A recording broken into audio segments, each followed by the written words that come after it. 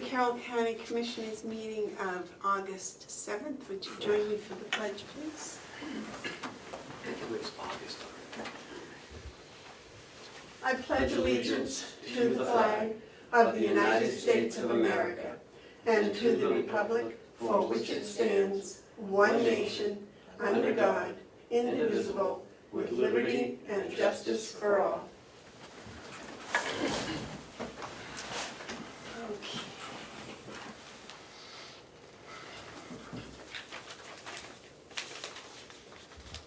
Would one of you like to make a motion about the minutes from July 31st? Motion to approve the minutes. A second. Motion's been made and seconded to approve the minutes from July 31st, 2019. Are there any additions or corrections? All those in favor say aye. Aye. Aye.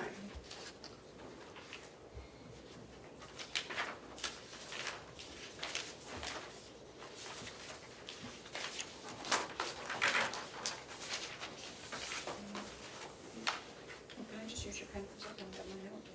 Here it is.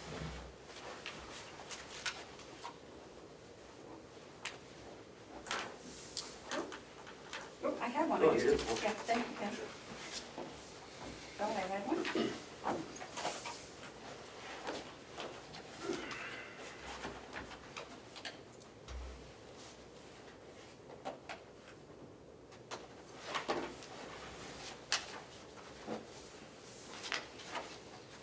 Louise. Those go Those are the with it. minutes. There were 3 pages.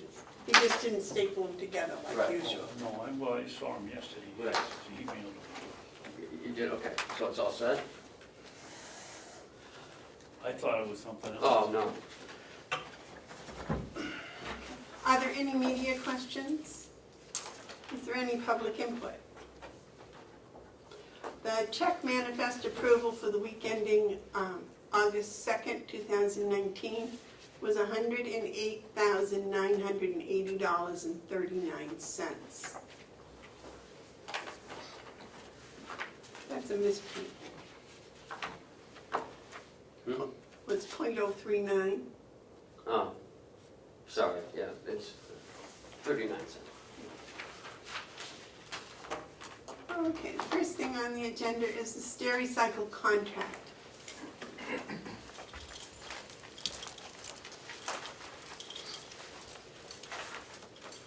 Good morning. Good morning, how are you today? Very well, thank you.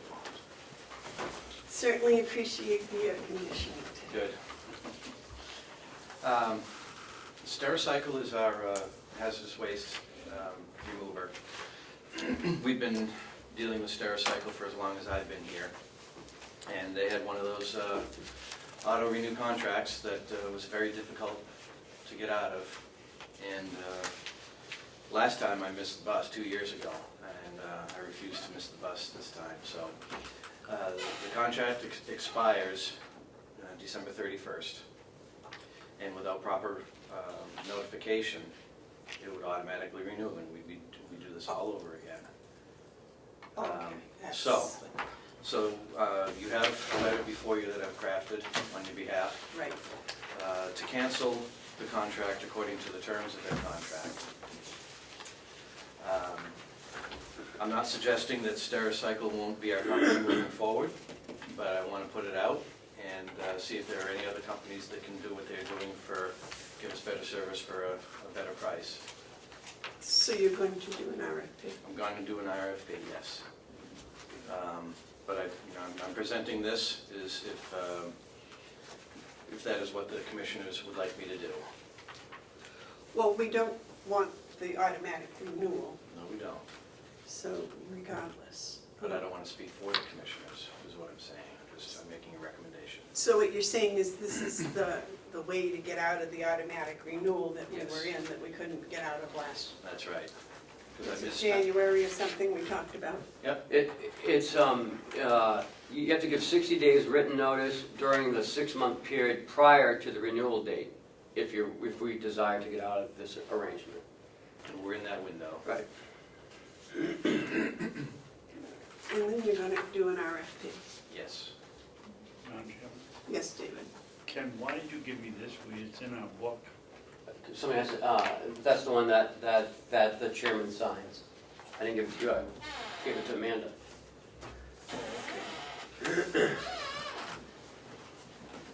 Make a motion that we send a letter to Stericycle that Mr. Murray wrote, or suggested that we send, and give the commission, the chairman permission to sign it. To sign. We give the chairman permission to sign? Yep. I'll second. Okay, motion's been made and seconded to send a letter. That basically terminates the 31st of December. Our intent to terminate the contract. Okay. And permission for the chairman to sign. All those in favor say aye. Aye. Or is aye.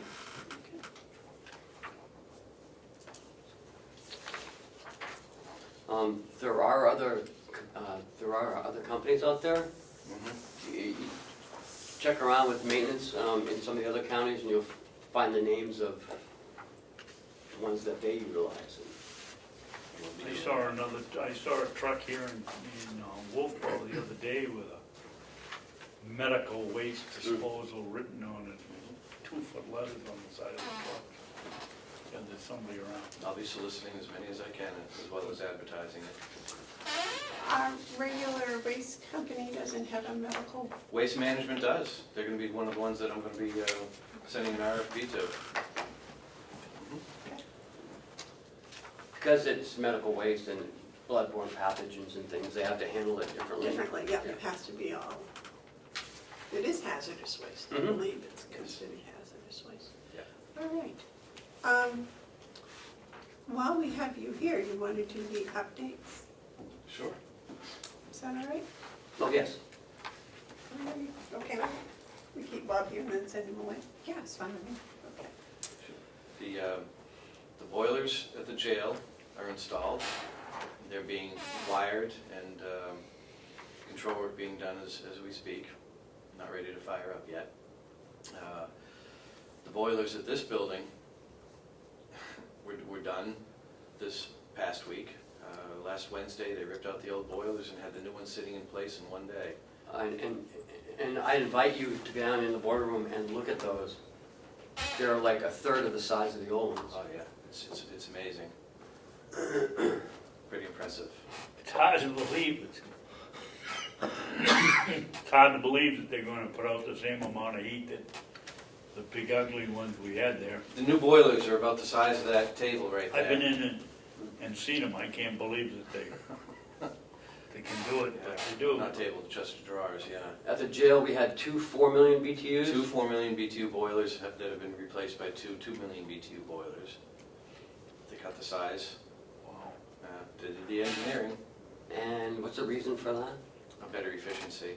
Rather than having something that's too big that's working at half speed, have something that's the right size working at full speed. And the ones here are 92% efficient.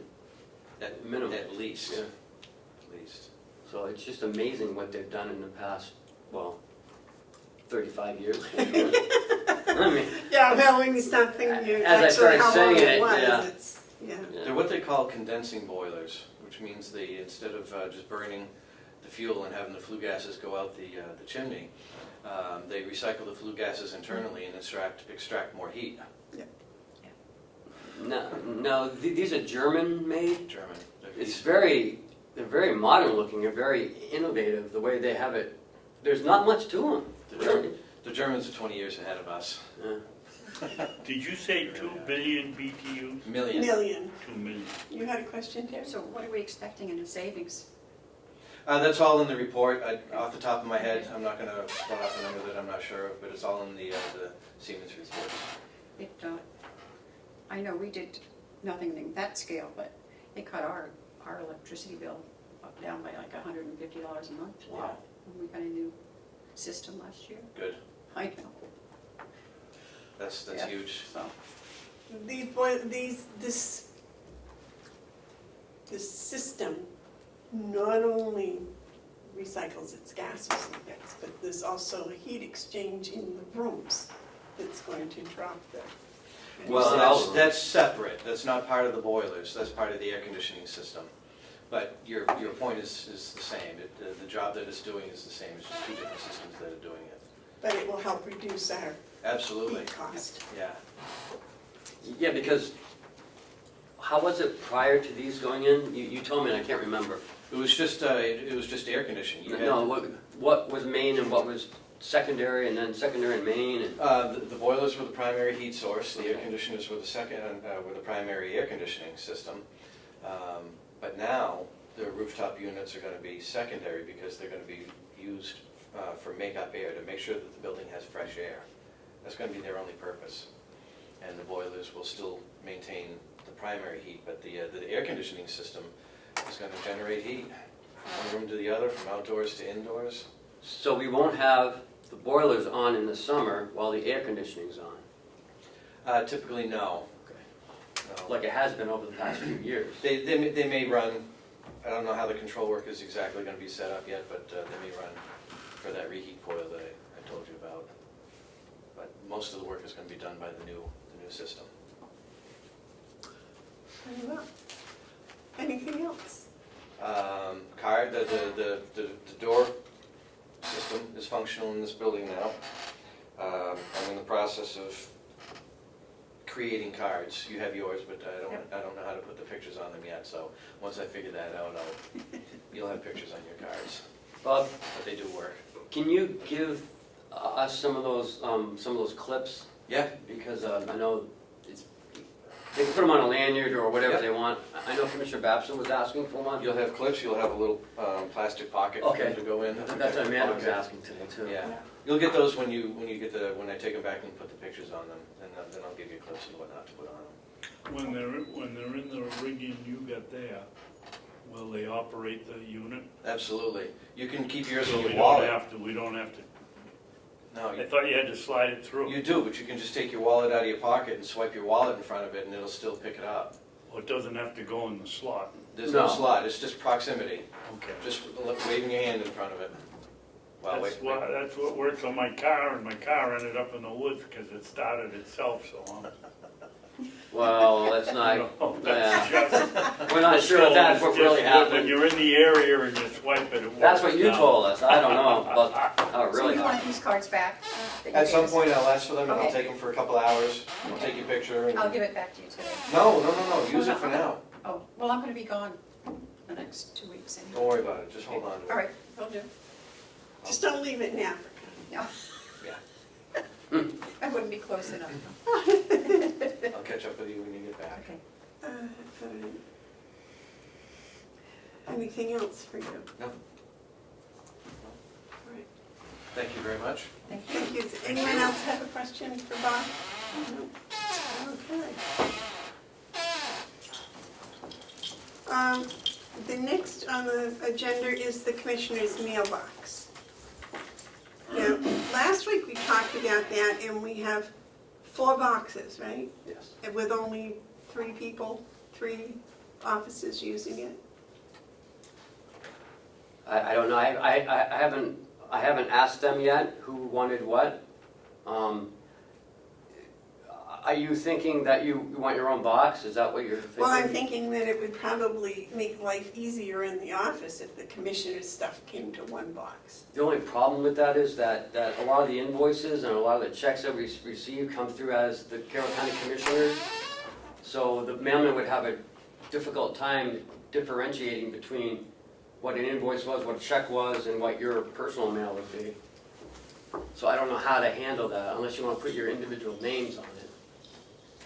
That's the only way that he would know that it's strictly for you. Or So the bills don't come through to Carroll County? sometimes they do. Sometimes they come through, Carroll County Commissioners. The checks come through Carroll County Commissioners. I mean, we have 500, 600 vendors. And we've already changed the name to Carroll County Commissioners Office, so I guess we could go through the mail and then put it in separate Well, mailbox. no, that's what I was trying to do, is reduce the workload for everybody involved, and if the mailman's coming, he can do the sorting. That was what I was thinking. We just make that particular thing easier. Gee, I don't know.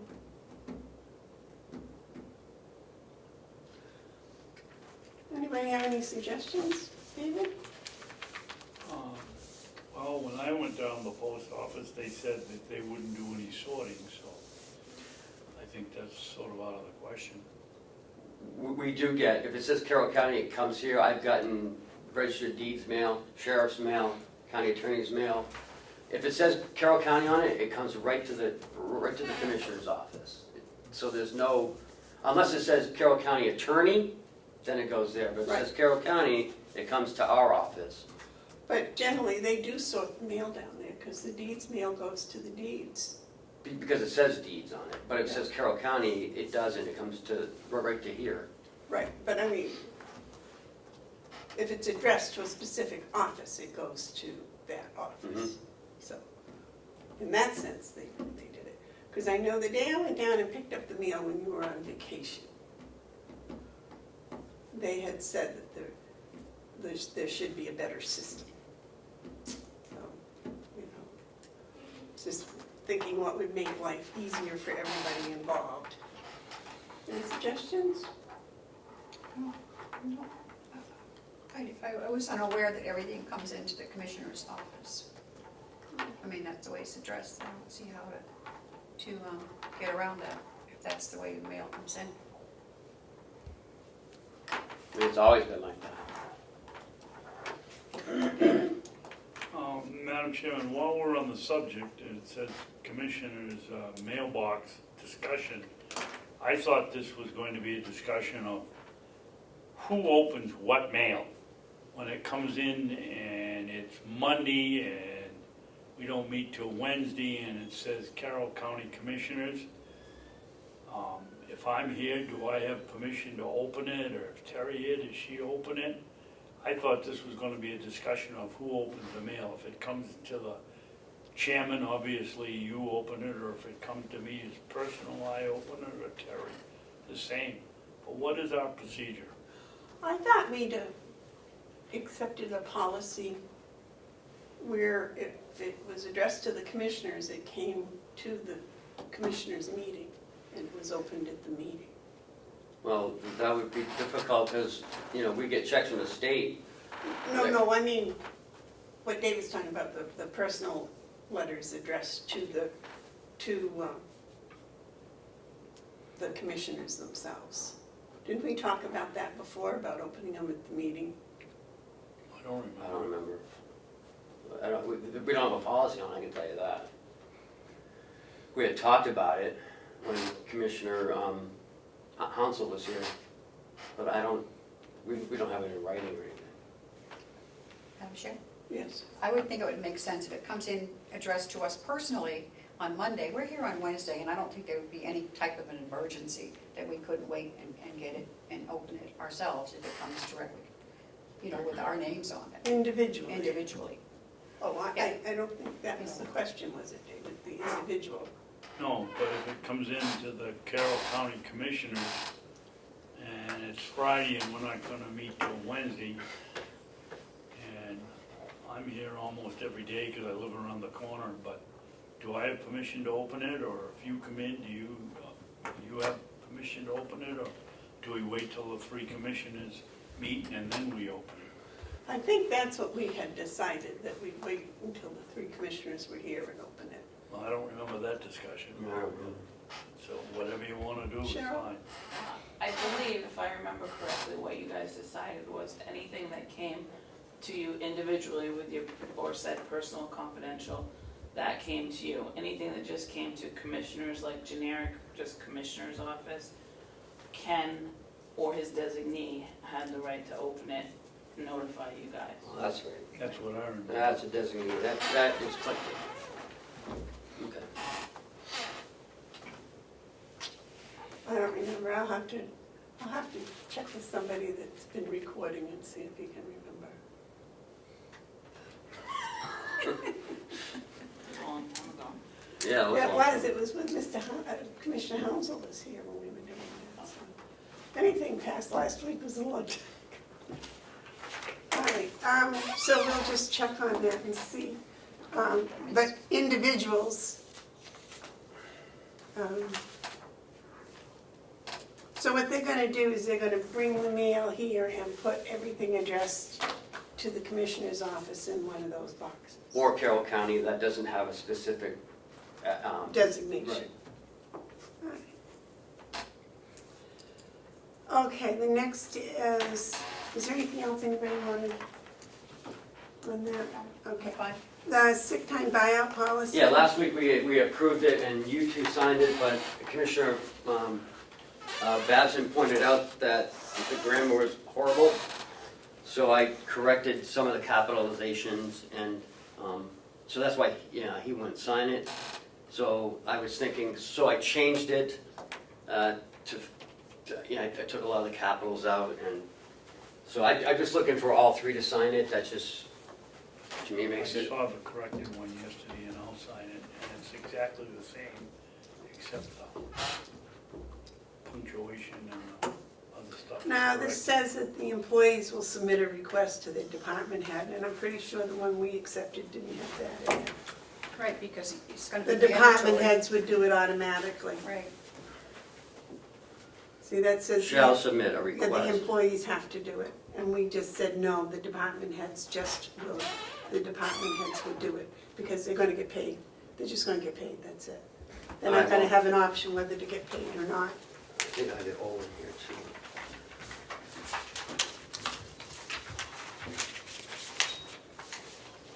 Yeah, I brought up the old one to make sure, let's see.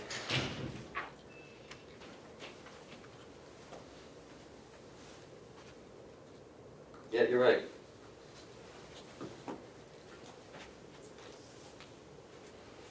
Yeah, you're right. So I'll correct it at our next break, bring it up, because I want to get this out to staff as soon as I can. Okay. All right, next is the temporary CPA help in the office. Is the treasurer coming? He's not coming today. He's not no. coming. David? Madam Chairman, when was it decided that we'd hire a temporary help? 3 weeks ago, we had a non-public, I believe Kathy was up here, and we discussed getting some help in there just to get everybody caught up to date. And also the possibility of having someone that has a little knowledge, so if someone's sick down there, that they can fill in if necessary, if it's a long term. And what did Kathy think about it?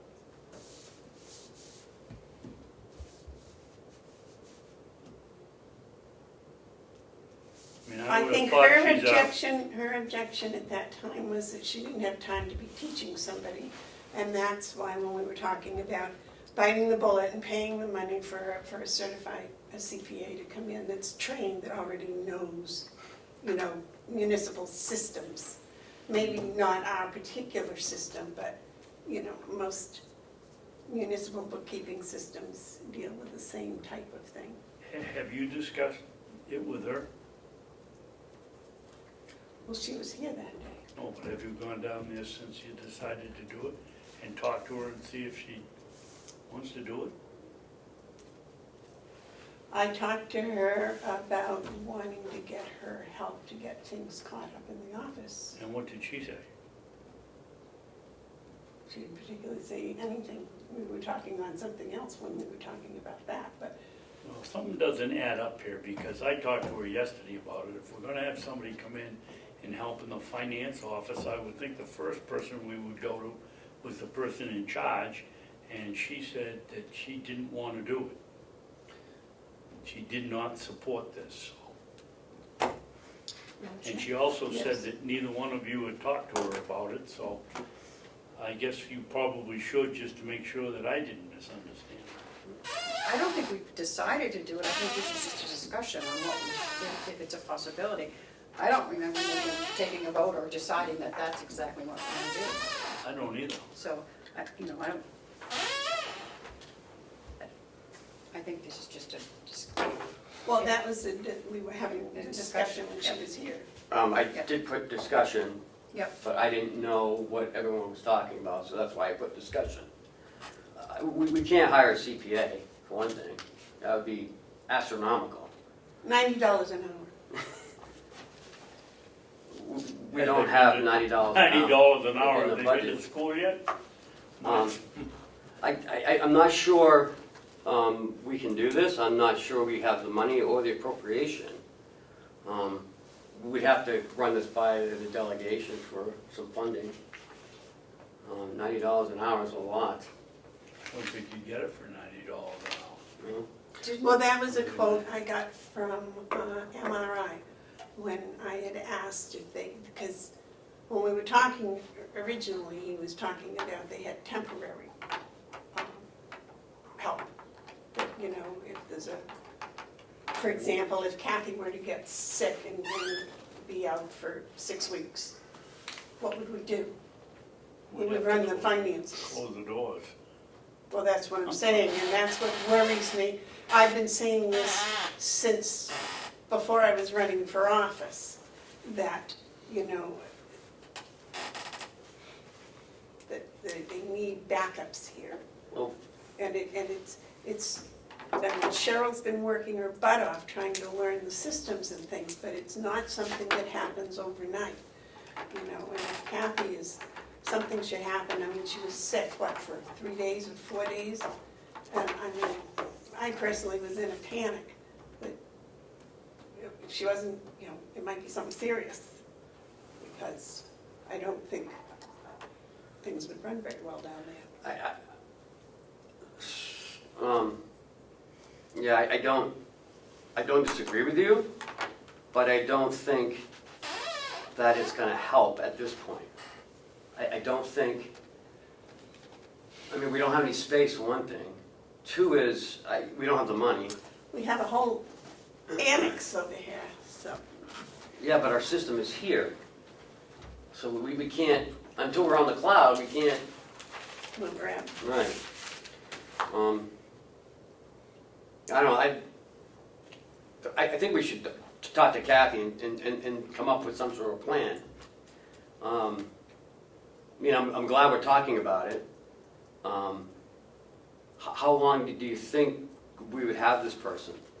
I would think right now, because, okay, well, under Commissioner updates, I was going to bring up the fact that I did some research about when we have to start our budget system. Remember we talked about starting the budget early? Yep. And you were correct. When we submit the budget to the delegation and to all of the towns, we have to submit 9 months of expenses and revenue. Mm-hmm. But there is no date on those. It's 24/21. Yeah. And the same way, we're starting to work on the budget. We can start working on the budget anytime. We can give it to the delegation anytime prior to December 1st. It Mhm. doesn't have to be December Mhm. 1st, anytime prior to it. Mm-hmm. So if we wanted to give it to them on October 1st, we could, and then have 9 months of expenses and revenue to go with it. We could do that if we had all that in place on October 1st. Then they have to wait 28 days. So it would be November 1st, they could start working on it, and we could have our budget passed by the 1st of the year. It's a good plan, unrealistic, but Well, I mean, Wishful thinking. according to the law, Right. that's possible. mhm, And it is possible. I think if the commissioners do what we can to try that, you know, then it'd be up to the delegation as to how long they actually need to pass the budget. But if we were to start working on it now, Which I have. I've Which met we I- asked you to, Yep. so you've met with them. But I'm thinking if we could get it all together by September 1st or September 15th or even October 1st. Yeah, I we'd think be October. way ahead of where we would be. But we have a problem in that the expenses and the revenues, you know, to get those up to date for 9 months is going to be a lot of work. Well, none of that, but then each department has to come before the board in a public session and work on the budget. So you need the 9 months in order for us to come to you. So, No, not according to the law, it doesn't. so how would you even start to begin I would be utilizing perfectly- the 9 months, and so what, we would incorporate the 9 months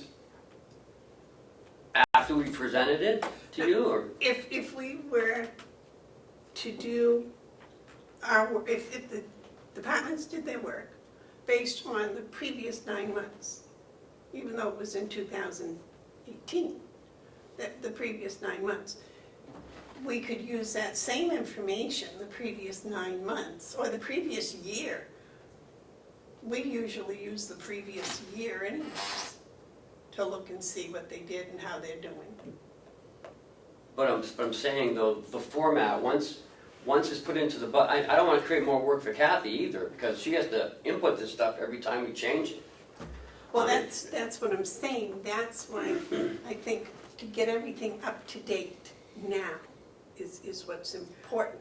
And then, when these things happen, she's gonna have to do it sometime anyway, so whether she does it in October or she does it in January, this still gonna take the same amount of work. Yeah, But she's behind, you know, and she has to get caught up. well, right now, I was gonna put this in my administrator updates, that the server's down, because it needs a new part.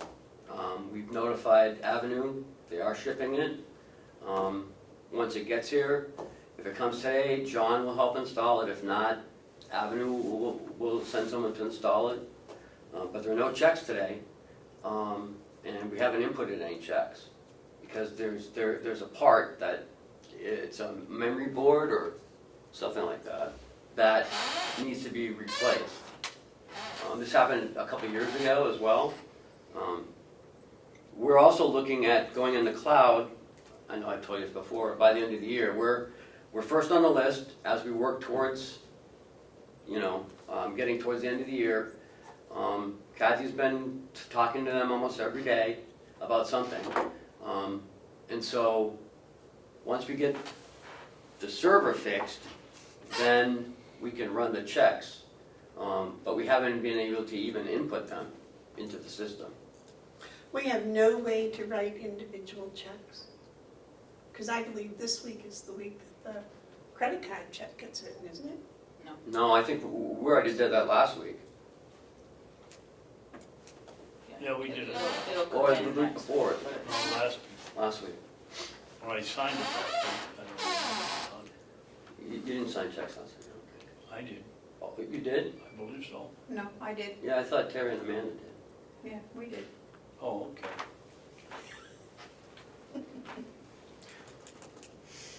Oh, wow, so no checks today. Do you think well, I can come in anytime until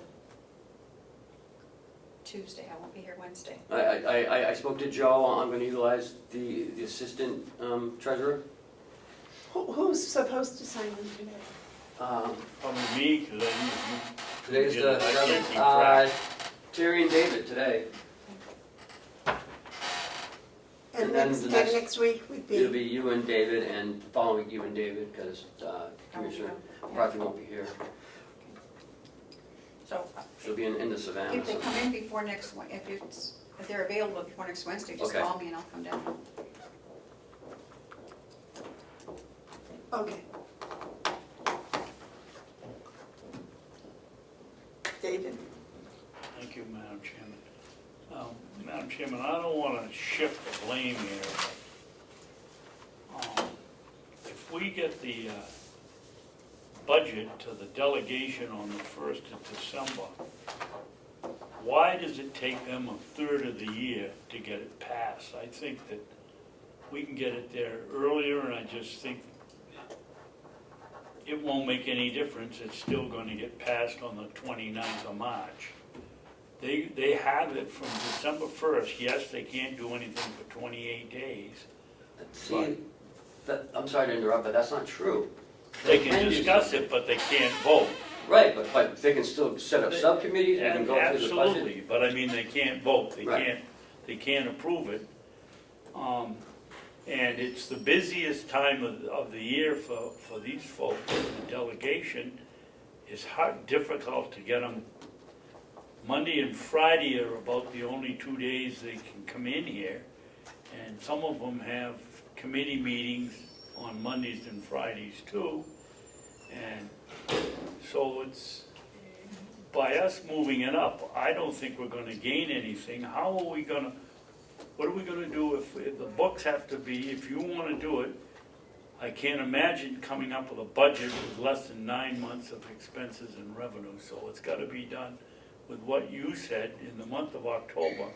The bills for August probably don't get paid or put in the system till the middle of September. I just don't see that moving us up another month or two is going to make any difference. I'm shooting for November 15th to have this thing done and ready to send to them. Okay. It's 2 weeks shorter than we were last year, but, so Howie, Jason, and I are already, because they're the biggest budgets, they're already working on them. So if we can get those two out of the way, I mean, those are the biggest budgets we have. The others are just, I mean, they're smaller budgets. So we could probably do 2, 3, 4 of them in one day if we had to. And nothing says we can't meet more than 1 day a week. We can meet every day in October if we wanted to, just to get the budget done. So I think it can happen. But it doesn't matter when we give it to them. We gave it to them, and it's up to them to do something with it. You know, we can only do what we can only do. And, you know, we're looking at changing the budget a little bit, because, you know, some of the costs associated with insurance and propane and electric, you know, in the jail budget specifically, it should be in the maintenance budget, really, not in the jail's operating budget, because that's where the influxes go. So we're looking at, you know, putting the health insurance in one line, to take it out of this building and the jail building and the nursing home building, and put it into a line that doesn't show these big influxes, so we can see what the actual budgets really are.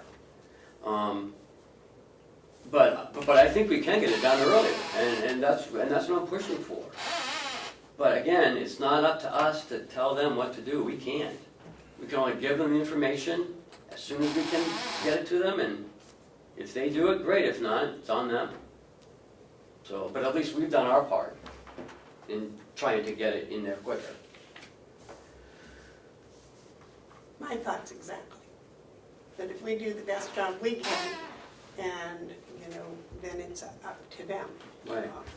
But back to the fact that the office is going to need some professional help to get caught up. And even if we go to the cloud the 1st of January, we're still going to need somebody that has a little background in our system, so if someone gets sick or isn't going to be here for a period of time, we've got a backup, and someone, you know, like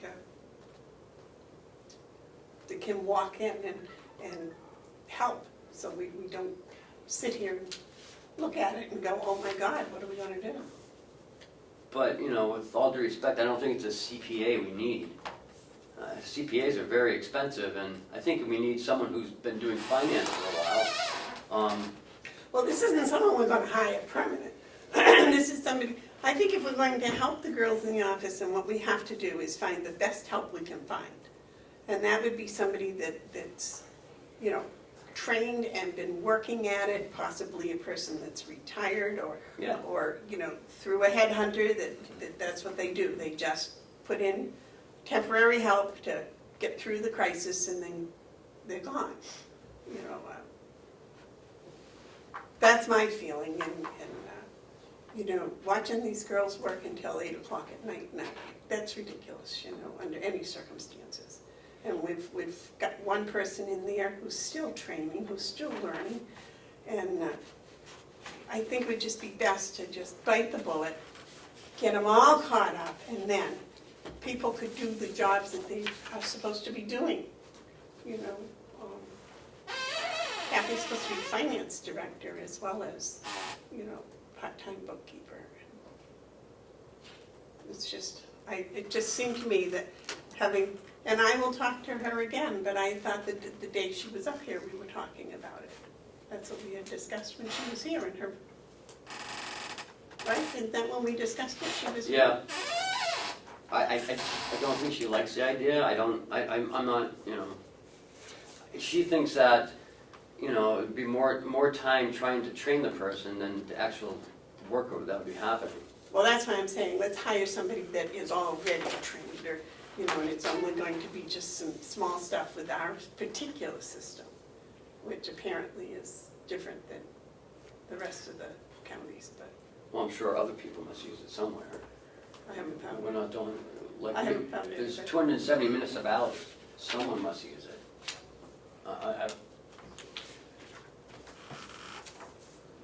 Well, we can keep hunting and find one, and get maybe somebody that retired from this I municipality. wonder if, maybe we should call Avenue and ask them if they have anybody out this way. That might be an easier That might way. be a good solution. And have you been in contact with them about having a representative actually come here when we get the new purchasing modules so we can understand it? I think Commissioner Babson talked to Kathy about that. Coming out with the purchasing order and the, We talked about it last week here at the meeting. Last week. yeah. I And said I wasn't comfortable going out and purchasing it without having somebody tell us what's in it. but then I thought you talked to her about it. No, Oh, I was sitting there, I guess. no, then I'm forgetting it. Well, in either case, I think before we purchase it, they should come and give us a presentation. Yeah, exactly, that's what I was talking about. Yeah, They're only, what, an hour and a half away from here, their tech?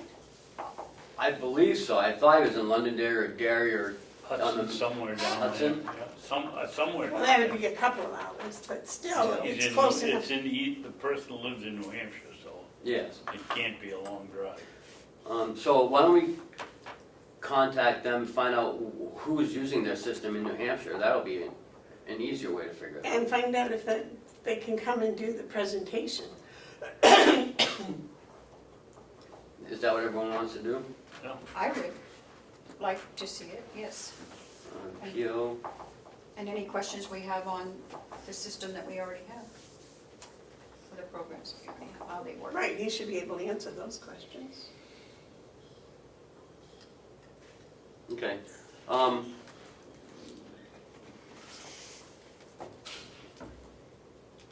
Yeah, okay. Anybody have anything else they want to comments or something? Next is the credit card policy discussion. Yeah, I sent that out to you. I made some corrections. I made some additions, actually. Can you point out where Yep. the accent? In the scope, I added, applies to non-elected staff. The county administrator, finance director, controller, or commonly known as administration, as may be appropriate, will make all decisions regarding the issuance of individual cards, and that would apply to non-elected staff only, and the establishment of any additional controls of their use. So that whole scope applies just to non-elected staff? No, because just the first sentence on regarding issuance of individual cards. The establishment of any additional controls of their use come from the Board of Commissioners. Because by creating this policy, that's what they have to follow, this policy. But as far as issuing individual cards, that could be up to them, because it's their office. Like the sheriff, he gives them to his deputies, I guess, whoever he seems fit to, to have it. Well, we don't have any, commissioners don't have any say over what he does with his cards, right? Oh, no, he has to follow all our finance policies. You just can't direct his work. As far as the budget, as far as monies, it still goes through the Board of Commissioners, through anybody. So we don't just approve the bottom line and it's up to him what he does with the money? I'm sorry, I didn't get the first part. We approve his bottom line, Yeah? but then he can do what he wants with the money. As everyone does, as long as it's within the appropriation. Appropriation. Right, Yep. but we don't have any say over what he does.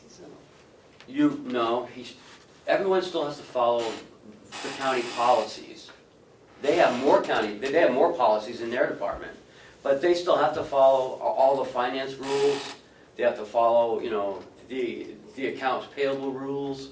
They have to follow whatever financial structure the commissioners establish. Well, that brings up what we were talking about last week about his lunches.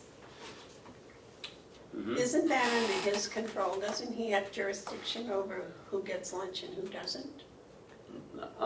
I think every department head would, but it comes through the Board of Commissioners though. You can say, okay, no more, paying, lunches for everybody or whatever. But we don't have a policy on that, so, you control the purse strings. Like, he can't just go and buy, 3 vehicles because he wants to. He's got to go through the board. Well, I understand that, but I mean, if he had a budget that said $3,000 travel food, Mm-hmm. then what he does with that $3,000 is his, can we micromanage and tell him, no, you can only spend $1,000 on lunches and $2,000 on dinner? You'd have to have a policy, but I think you could. I think, and one of these things I read, one of the other, because I read all those things again last night, that they do put that, What things? the meal charges, all the other counties, and it says not to exceed X amount for breakfast, lunch, and dinner. Anything over that, they pay on their own. Right. For the sheriff's departments? For, I think it was all departments. It is all departments. I'm telling you, they have to follow county finance policy. No, it's just, It's, no one's out on their own island. so this additional controls on their use, that would be everybody, but that would come from just the commissioners? Right. Okay, Because you set policy. and that would have to be by policy? Hmm? That would have to be by Yes, you have to have policy? a policy. So, Terry, what you're saying is we need to have a breakfast, lunch, and dinner policy? A travel policy or a travel travel policy. meal reimbursement policy. I think on here it says, I think this is Cheshire County. They said reimbursable restaurant meals cannot exceed county meal reimbursement limit, Mhm. $10 for lunch, 20 for dinner, or $35 daily per Yeah. diem for overnight travel. And, he did say. Sullivan? No, that was Cheshire. Cheshire County. He did say that, he has cut out the meal thing.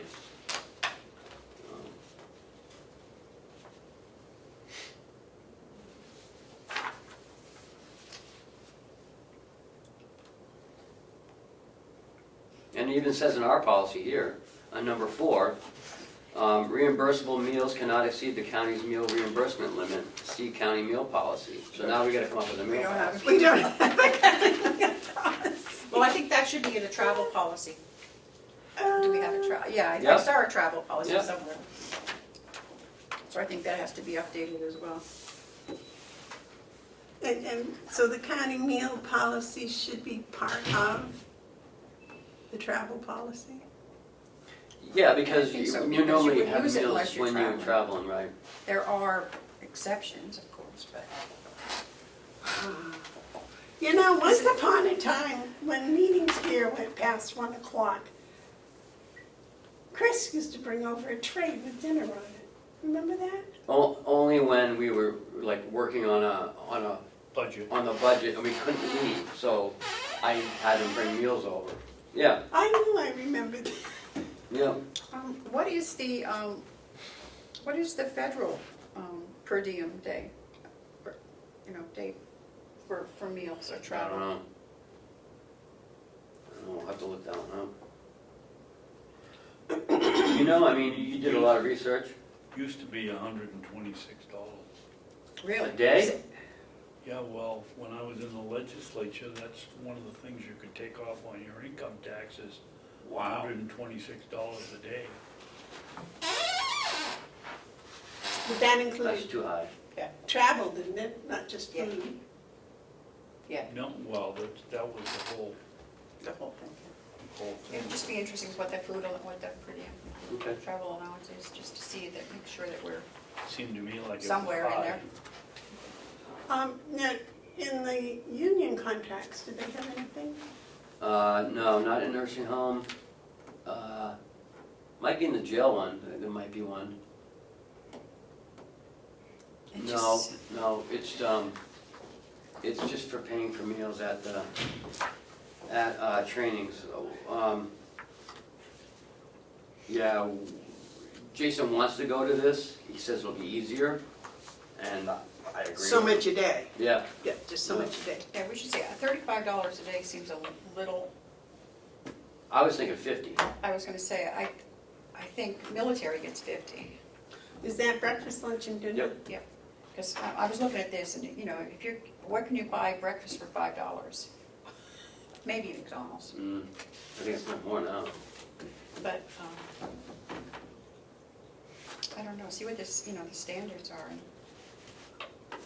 God, if you buy a salad and a drink for lunch, that's $10.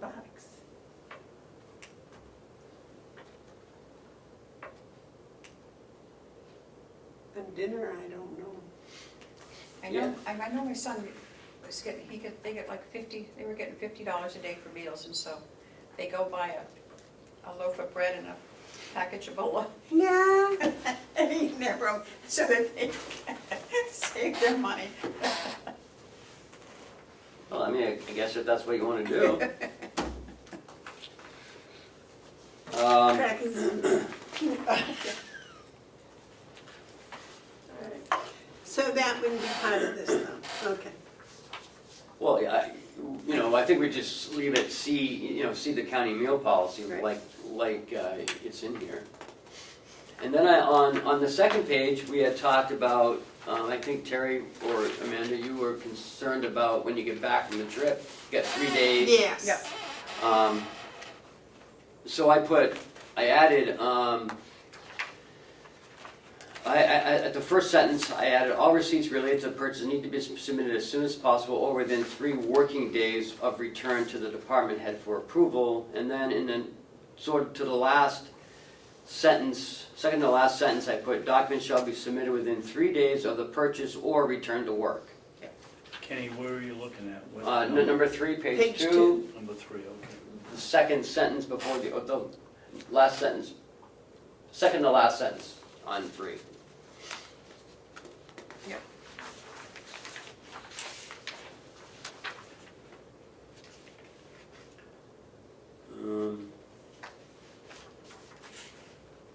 I think that was about it.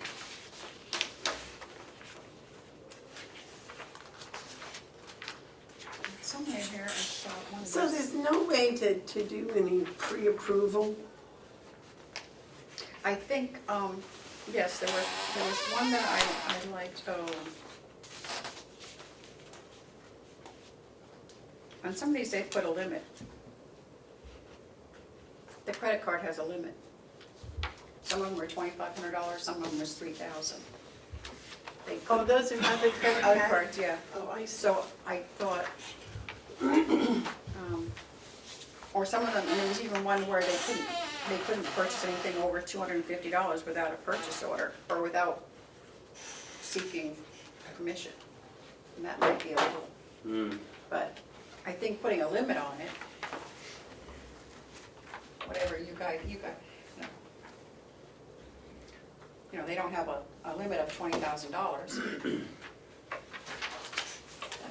Well, I just think if they're going on a trip, or something, they know ahead of time they're going, Right. and they ought to have a purchase order or something,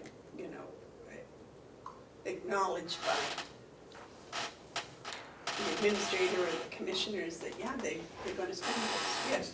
We had a policy here, I don't know whether it was written or one that we went by day to day years ago, that anybody that was going on a trip had to get approval of the Commissioners, I saw that. That's Yeah. supposedly still in our travel policy, isn't it? I haven't seen that, and you guys said you have, I Yeah. haven't seen it. Yep. I don't have it in my book. I don't, I just remember it. yeah, I saw it, I've been looking at that, yep. Yeah, it was kind of long and drawn out. They have to come to the commissioners with an agenda and expenses. Is that out of And state then travel? after the trip, they're supposed to Yes. report back what they did. We don't see any of those.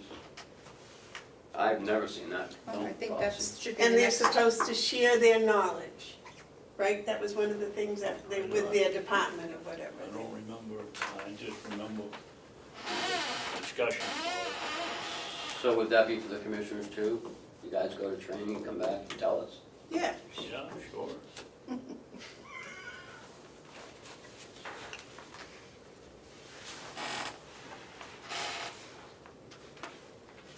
yeah, there'll be a test.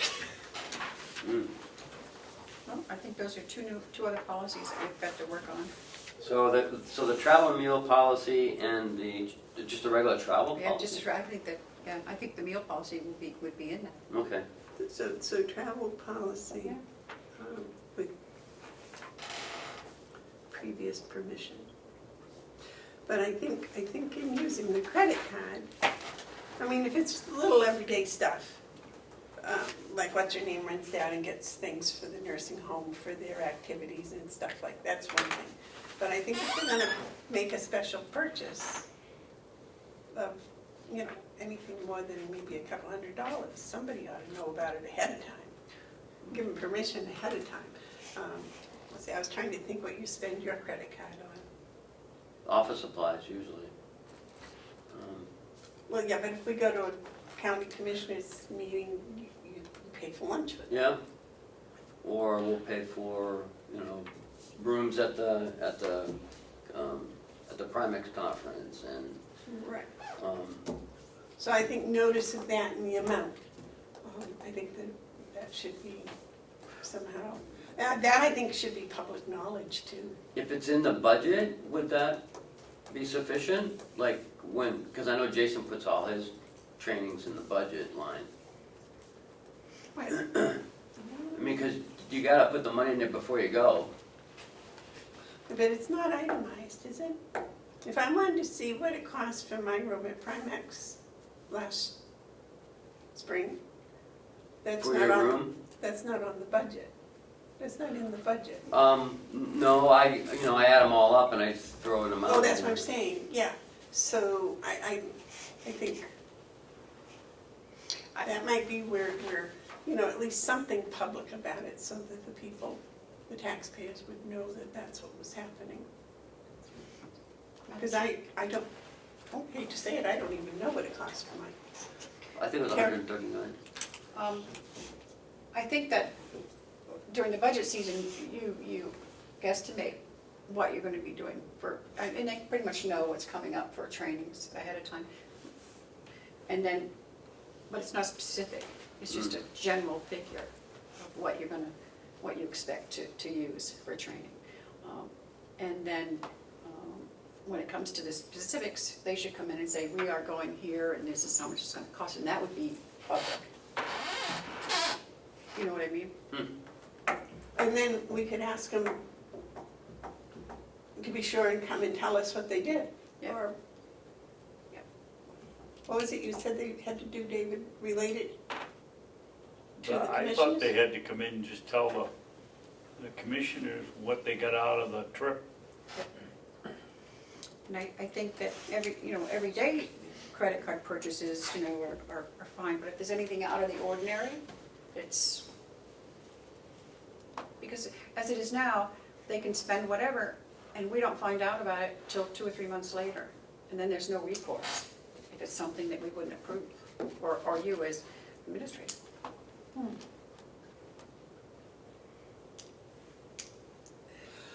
Are there, I was trying to think, we saw that credit card report. Most of the purchases are under $300, aren't they? All except for John's purchases, because he gets computers and computer servers, and so his could be 7,000. Some purchases could be throughout the year. That he may have some smaller ones.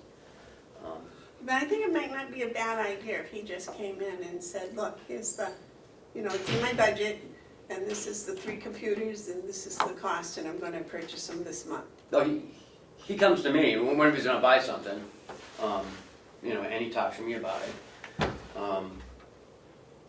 I mean, like computers, he doesn't come to me, I need a cord. Right, no. But I'm talking about the, anything over $300 or $400. Yeah, he came to talk to me when he purchased the new computers for the point-click care stuff over there. He talked to me about that.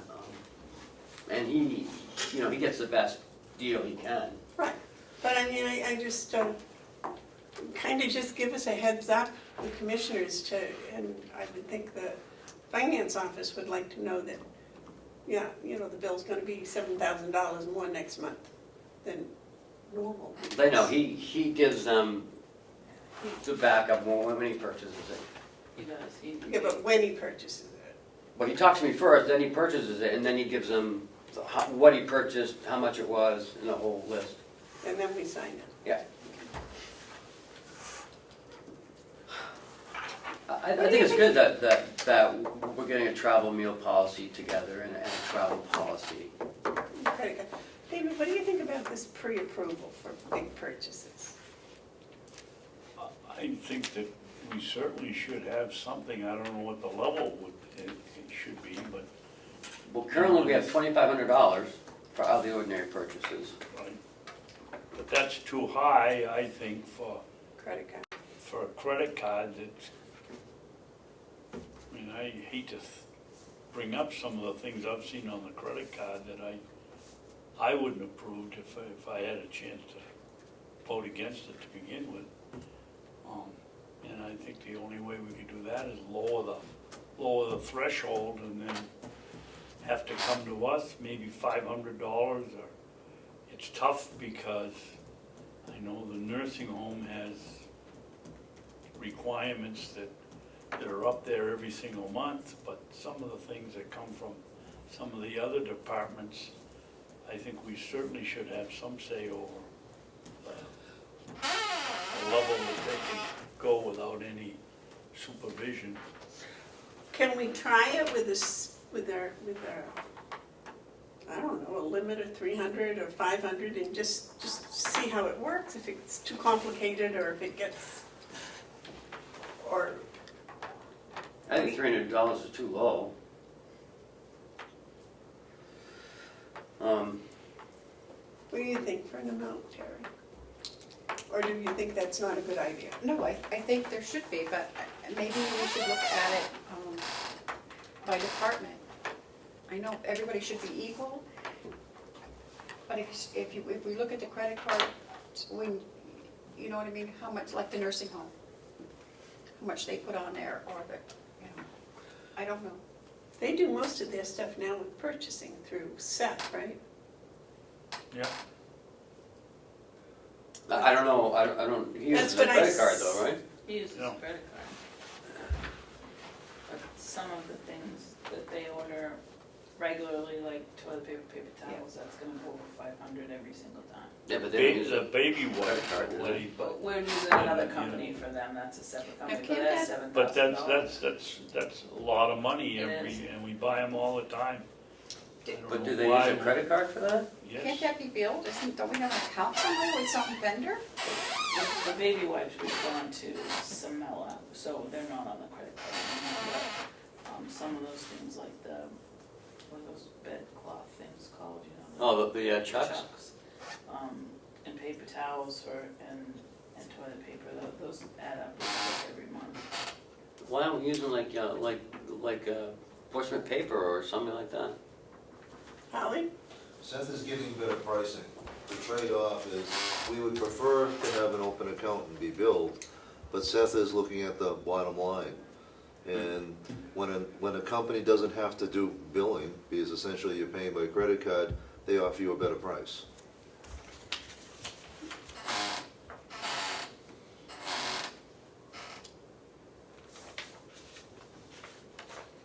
Well, that makes sense. We use Amazon a lot because, I mean, some places you can't beat the Amazon pricing. And it's free shipping. Right, and don't we have, isn't there now an account set? Yeah, up? oh, that's right, So yeah. that's being You're billed? right, Yeah. you're right. Yeah. Never mind then. Well, that's what I'm thinking, Seth put a lot of the credit card stuff into purchase orders now, that system. So, can I help you?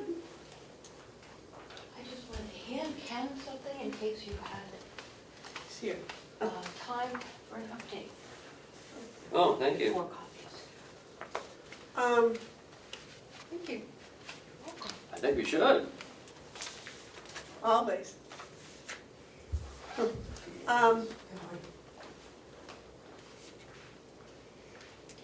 Well, I mean, I think it would be good if we brought the department heads in maybe for our next meeting and get their input and how they feel and what they think they might need for, I mean, Good idea. Do you want to wait until you get back? yeah, Okay. Yeah, and that'll give them give, time to look figure out what back they want. over what they've purchased in the past year Okay. and, you know, what they would be, What they would for a be limit, comfortable what they with. might be comfortable with. Because we don't want them having to come to us or you like 3 times a week because they're gonna go over their Yeah. limit. But, you know, I mean, I think we should. Okay. But I think that the credit card should have a limit, like maybe $5,000 or $3,000, but then anything over a certain amount, they come to us anyway, but just so that they can't go over the credit card doesn't get overextended. Well, you see, I have a $500 limit credit. No matter what they try to do. $500. Yeah, well, because that makes sure it's all, Oh, yeah, I mean, that kind of makes sense.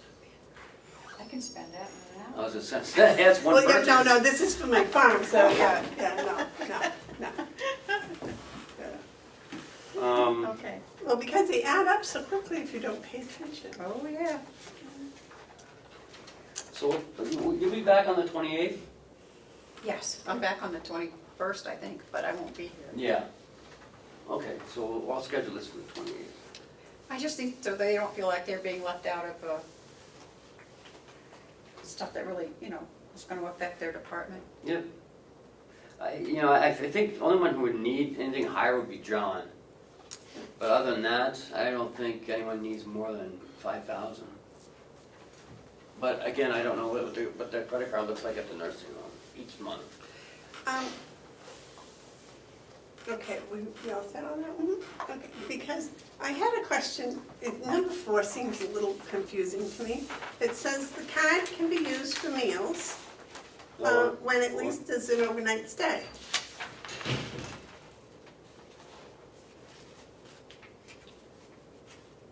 Or when the meal is For for county county business business purpose purposes only. only at the convenience of the county. Well, how is a meal for county purposes? Well, like Like if we're having a meeting or somewhere and we need to, have lunch or. right, I mean, if we're over in, say we're over in Cheshire County and they don't provide lunch, you know, and we're in a meeting, I don't understand why we can't just get lunch. But now that's what you didn't want the sheriffs to have, right, David? No, No, If they were traveling someplace No. and it was lunchtime? no, that was from the IRS. they just don't wanna do it every day. Right. Like get lunch every day on the county. Yeah. I can understand that. But if they're traveling, Right. on county business? No, They're not supposed to have lunch? I don't know whether they're not supposed to have lunch, but the IRS said if you have breakfast and you come home at night, you can't charge lunch. Then it was a question of whether it was a corporate thing or a public thing, and I thought we left it as a public. It was a tax it's a tax write-off, Tax you can't write-off. write off on your taxes. Yeah. We don't pay taxes, so So we it didn't make we any don't write difference. anything off anyways. So what he was talking about last week doesn't apply to this.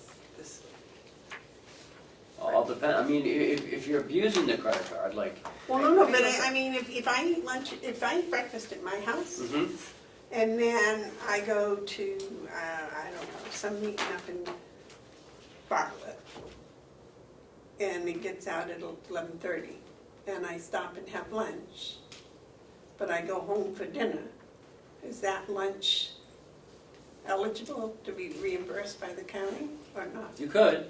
It just all depends on, you know, what you were doing. I mean, I don't think 11:30, by the time you get to your house, it's 12:30. I don't think that would Yeah. I would, consider that. yeah, I would consider that as being able to be reimbursed. Well, what if it was 2 o'clock and I hadn't eaten since breakfast when I got out of the meeting? I don't know, that's up to the commissioners, you can Well, no, decide that's what I'm anything. that's what I'm trying to do here, is figure out what that means when the meals for county business purposes only, at the convenience of the county. You know, if it's lunch, but I've had breakfast at home and I'm gonna have dinner at home, is lunch, if it's on a county reason, if it's reimbursable. If you, Anything's reimbursable. If it would be usable for the credit card. You would decide that. if you were here at noontime and you ate, would you write it off to the county or would you pay for it? We pay for it, I we would pay pay for it, for we pay Right, for it. so what's the difference if you Yeah. go I to a think this meeting is- and you have to stop for lunch, either bring your lunch with you or don't eat or pay for it yourself? I don't see why we write off lunches unless it's really a business lunch, it's just stopping to fill your stomach. I don't think the county taxpayer should.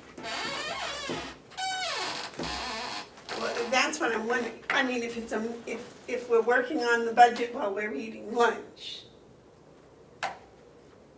That would be a business lunch to me. and that would be what this says, county purposes. I think we just have to use a little Common common sense. sense. Well, see, because I was thinking if we're here, we have a business, and we have a meeting, it gets out at 1 o'clock, and we have to sign checks, and we go eat lunch, you know, wow, is that, No, that's not. you know, or is it not? You know, No. those are the things, so. I wouldn't consider it, but But if we're here till 3 o'clock and we have to work through it, yeah, if we can't leave the room Yeah. or something, that's different. So I think maybe we should do that a little clearer for the, how about we say, see the county travel policy, or I don't know. I mean, once we have the meal policy, I think all this will be, Yeah. you know, moot.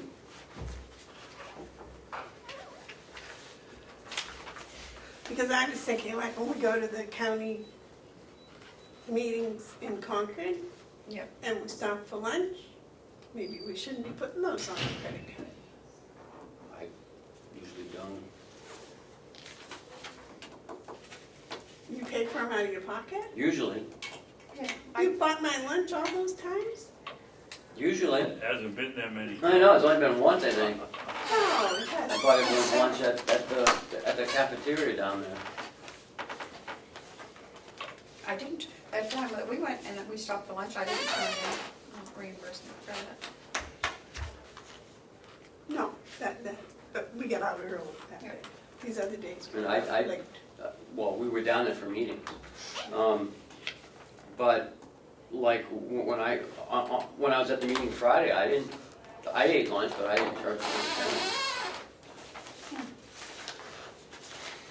So, yeah, something so that so that other people would, I mean, if we've had this discussion over it, then maybe it ought to be just clearer for other people, so there isn't a question. So how do you want to make it clearer? See policy? A working lunch, a working meal? So is driving from Concord to here work? It is when you're driving. It's all right, you didn't like my driving either, so. I don't like anybody's driving. I mean, if someone who drives his car into the woods, I mean, and then blames it on automatic starting. So I don't, we can work on that as we get the meal policy together, travel policy together, maybe it'll work itself out.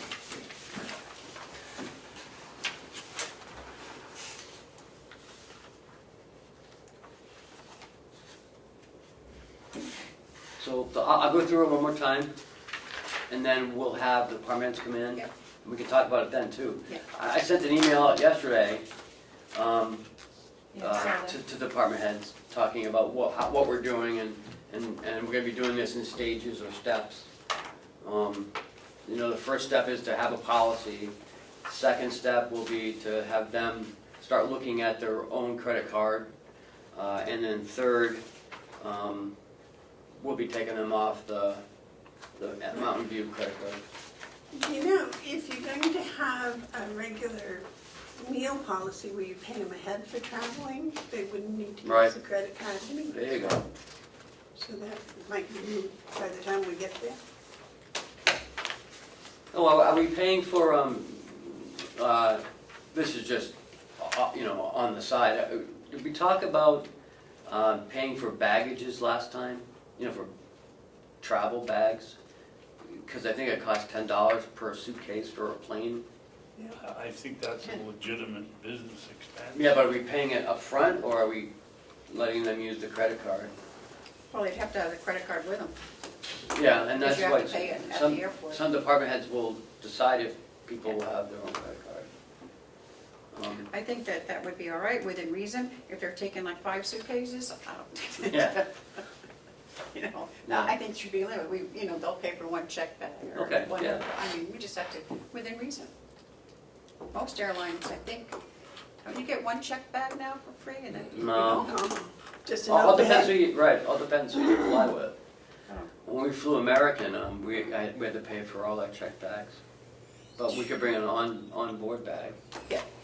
Carry on. Why do you need more than a carry-on bag? Because I take my whole closet.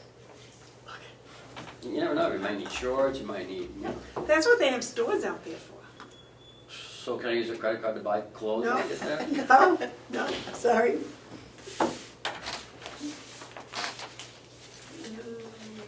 I think it's fine with limitations. And moderation. Yes.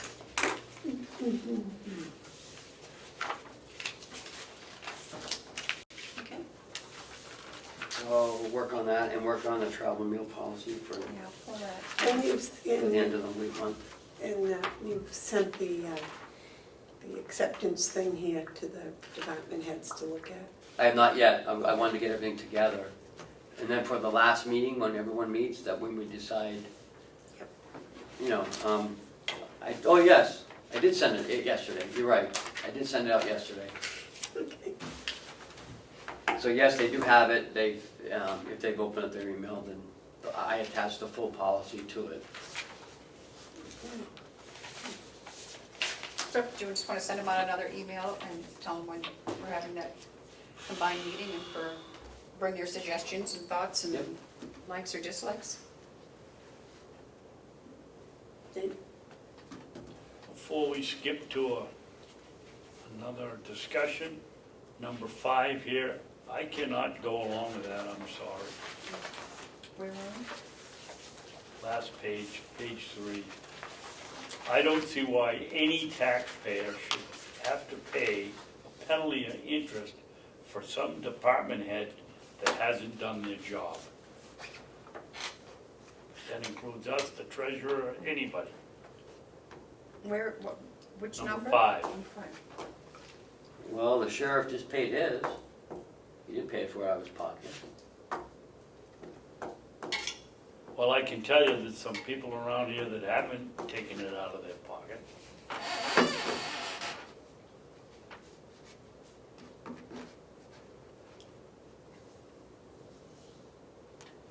Well, I thought that's the reason we were having each department have their own No, account. I mean, how are you taking this? This is saying that if it's not done properly, then they will be, isn't that what it's saying? Says the department. Will be The responsible. department has not submitted the information, Will will be, be responsible for the interest and late charges. It doesn't say that it doesn't, that the individual that holds the card will be responsible. It says the department. Why should the taxpayer have to pay if somebody isn't diligent, doesn't do their job?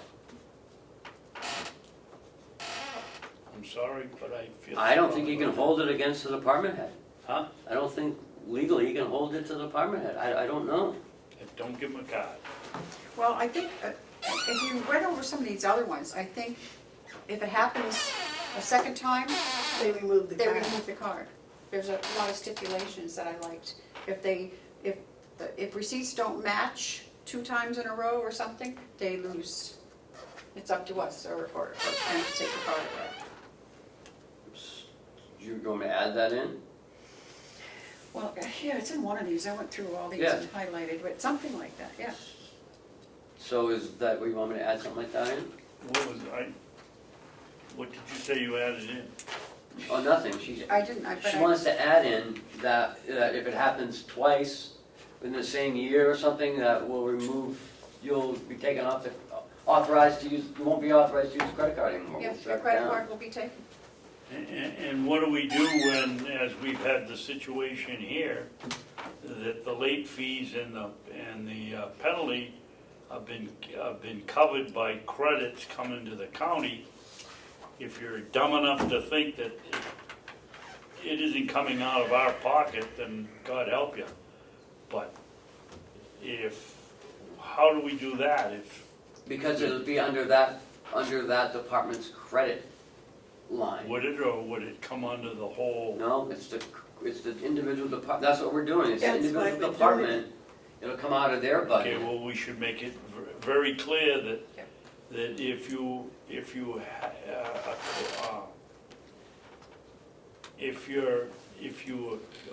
the word I'm looking for? If you have a penalty or interest and it's covered by the credit card, that still counts as being, or being late. Huh? If it's covered by Cheryl knows what I'm talking about, if it's covered by credits that we have coming, we shouldn't just say, oh no, this didn't happen. It doesn't show up as a late payment. It won't, because the credits will take the credits will Exactly, take away but from that should be counted as one of the 2 times, if that's what we're going to use. If you're late, you lose your card. Yes. I see what he's saying. I still don't see anything. But You say You try to still, explain it to them. it would still be recorded as a late finance charge, right? It's a finance charge, even though we're not paying it. It is, but currently what happens is if one department is late or over and another department has a credit coming to them, it eats up that credit. Right. But That's- what's gonna happen now, I think, David, what you're confused about, or what you wanna explain more, is that if they do the individual cards, that won't be able to happen anymore. Right, It'll be exactly. theirs. Right. Right now, yes, that can happen, but with the But individual we cards. still want it recorded as being late. It always is, when we put it in, and we always put finance charge or Well, late when fee. our policy, it may be that's the way it happens in the office, but the policy ought to say that if your late payment or interest is covered by a credit from your department, it's still counted But that as won't, being late. happen, How? because if you're late, it's late. Yeah. Even though the credits, So it's late, and so you get a penalty and interest, right, but they give us a credit for $300. how did you get the credit? If something gets sent back, which is what's happening here, you get credit for But it's it. different. No, It just goes to the individual rather than the whole card. Right, but it would still go against their one time to do that. It'll still be late It'll though. still be late. That's what I'm saying, it's late, Yeah. late is late. Right. Whether the credit covers it or not, it's still late. But the policy, if it doesn't spell out that it's going to be counted against you, person say, well, there was a late charge, but it was covered by my credit No, card. because you would count the 2 late charges. Cheryl? Yeah, the late charge, the finance charge are gonna be listed as late charge and Okay. finance charge, even though it's not, we're not actually Paying for it. paying for it, it's Okay. listed separately there.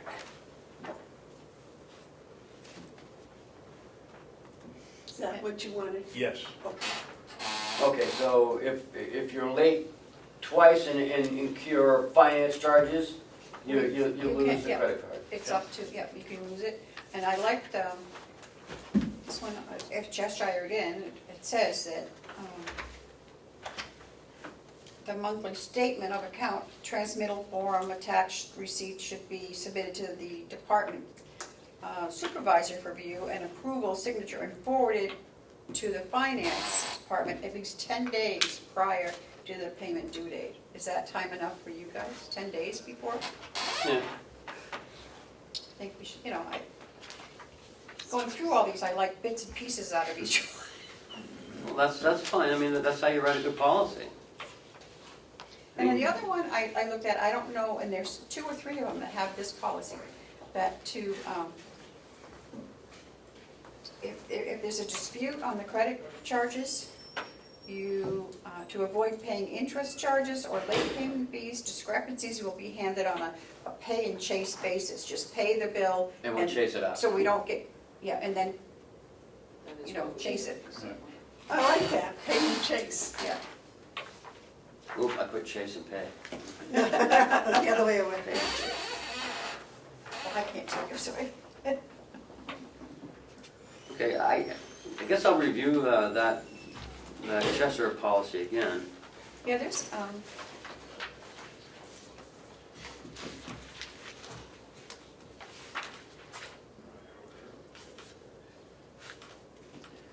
So, and I like their, I guess I'm speaking out of turn. No, go right ahead, Terry. I also like their trend, they included a couple of forms, and probably Cheryl or Kathy should look at that and see transmittal forms that they have to turn in with everything listed, which you probably have anyway. Well, they make one. Yeah, there's some good stuff there. Okay, I'll shut up. No, you've got good ideas, don't well, so do we want to use 2 days? I mean, 2 times as you get cut? I think, something could be accidental the first time, so you give them a benefit of doubt the first time. If it happens again, then it's up to what the reasoning was, and, if it shows a pattern, then, And Second time in a budget year, I was just saying, in a year, in a budget year. they have to be held responsible. so the second offense in a budget year. Well, that's a year, so a year.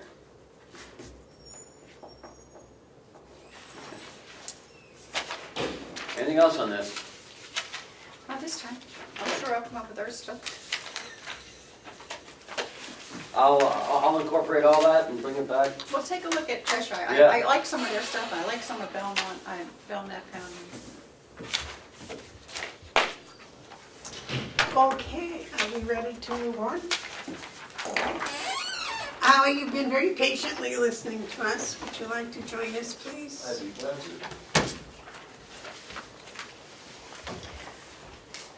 I actually get a lot of work done while I'm waiting. so- Oh, okay, well, that's nice to know. Sometimes it's the only uninterrupted time that I get in the course of a day, so it's good to deduce.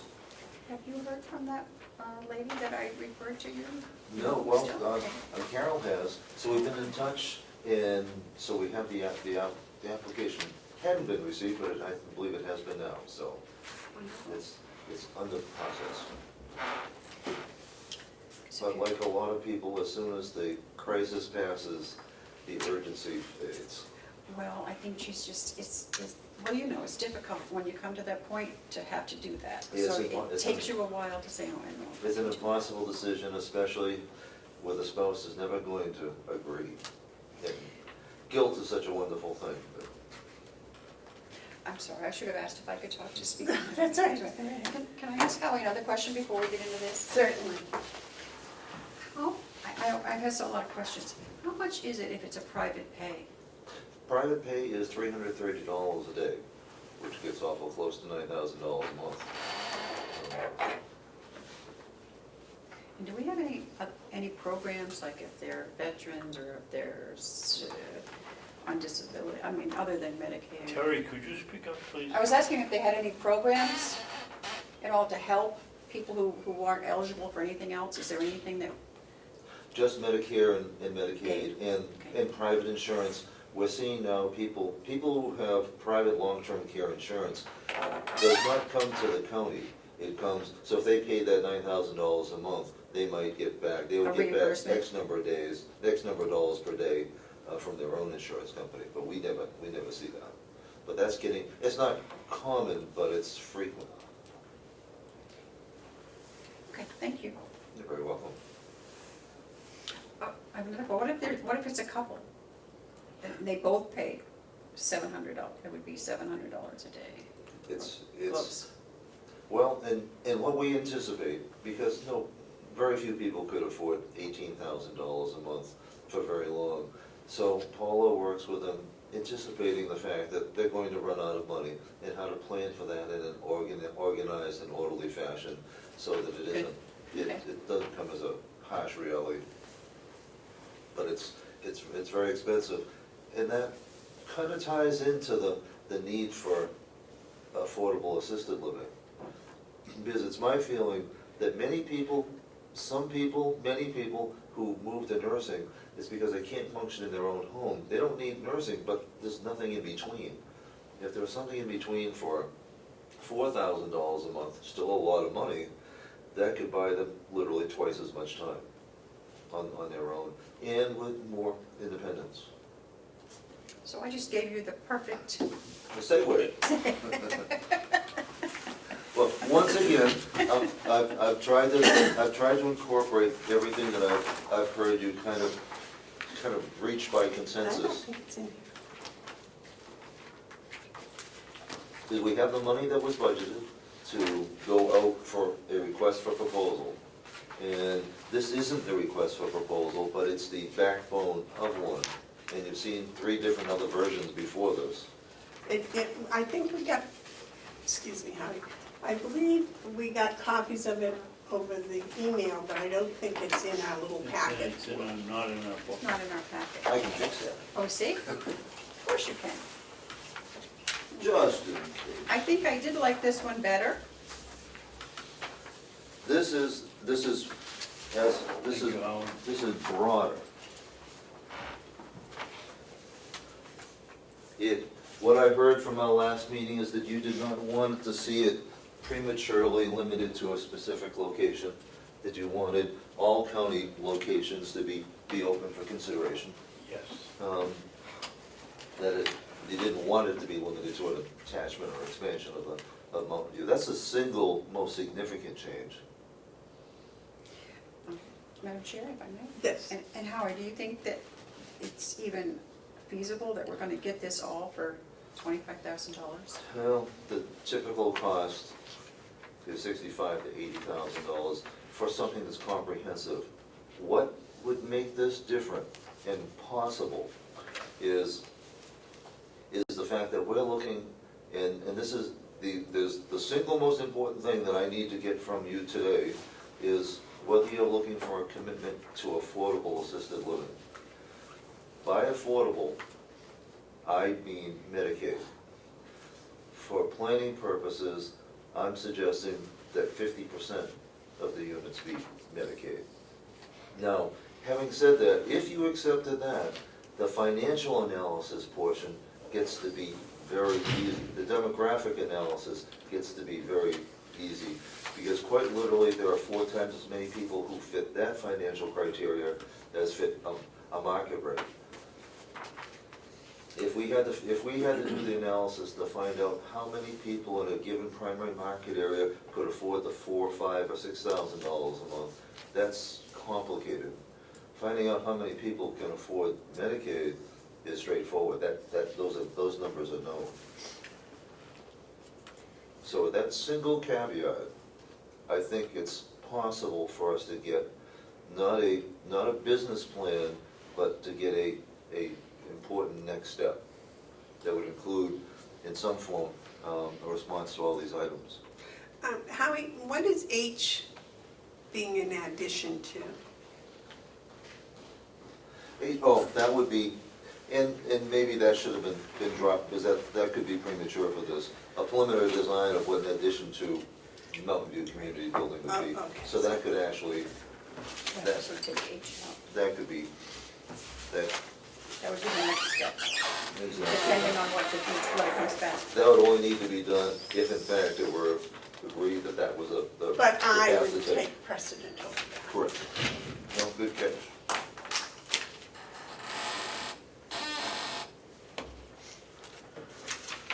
The D, adult daycare, I'm not sure that makes sense anymore, especially now that the Mount Washington Valley Daycare, Merriman, Memorial Hospitals has opened. So I don't think that's any longer a need. The reason for us to consider it is actually because it can be financially attractive on a very small basis. It actually brings in money. Does Wolfboro still have an adult daycare? What's that? Does Wolfboro still have an adult I daycare? do not believe so. Huggins They used had to. had one at Huggins, I didn't know Yeah. if they still had it or not. Not to my knowledge. And I haven't been up to see the new one in Conway. That is, I mean, it's a state-of-the-art facility. Maybe we should arrange to have a tour through there someday. I bet they would love to do that. Is that the one we all went to at The groundbreaking. Yes. But looking at the design for that, that's world class.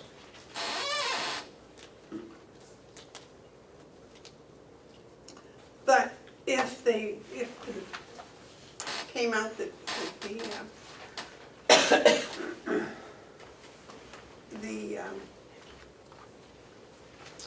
should be, if the assisted living should be located in, I don't know, Wolfboro or Moultonboro, then the idea of an adult daycare might also be. It could. Jumping to the conclusion, if we ever did adult daycare, it would be limited to 3 places. We're not talking about freestanding, but state licensing law allows you to have 2 to 3 based on how big it is. So it's nothing that would compete with or detract from what's going on in Conway. But, 2 people would help 2 people, and it would bring in that extra revenue that might help.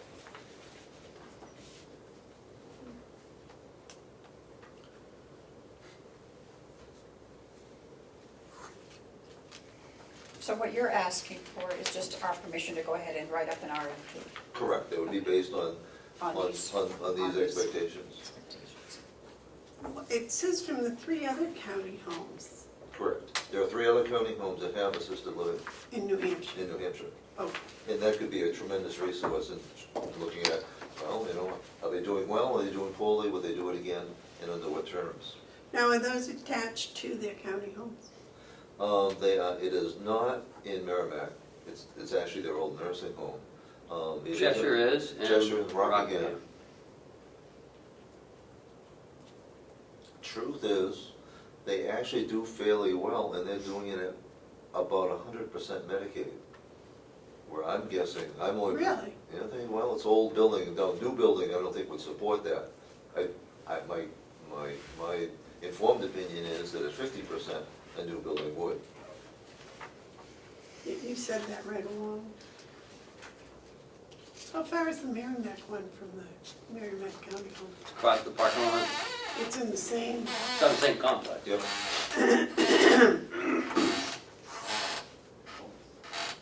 so they utilize all the same facilities. They, correct, for food preparation, housekeeping and all that is centralized.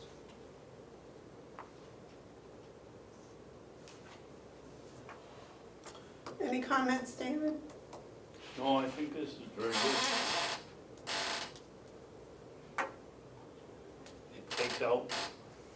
It takes out my, Yeah. concern that we're dedicating it to right here, and maybe it's not the best place. And maybe it is. Now, here's an off-the-wall thought. Should we be surprised? Yeah, because I usually stay pretty much on target, but this one, because housing in the whole county is tight everywhere. And we need, I don't know, some sort of halfway housing. We've talked about that. We've talked about, different facilities in different manners. And I know up north especially and over in Wolfboro area, they're talking about places where they can help families or single parents with children, just for short term.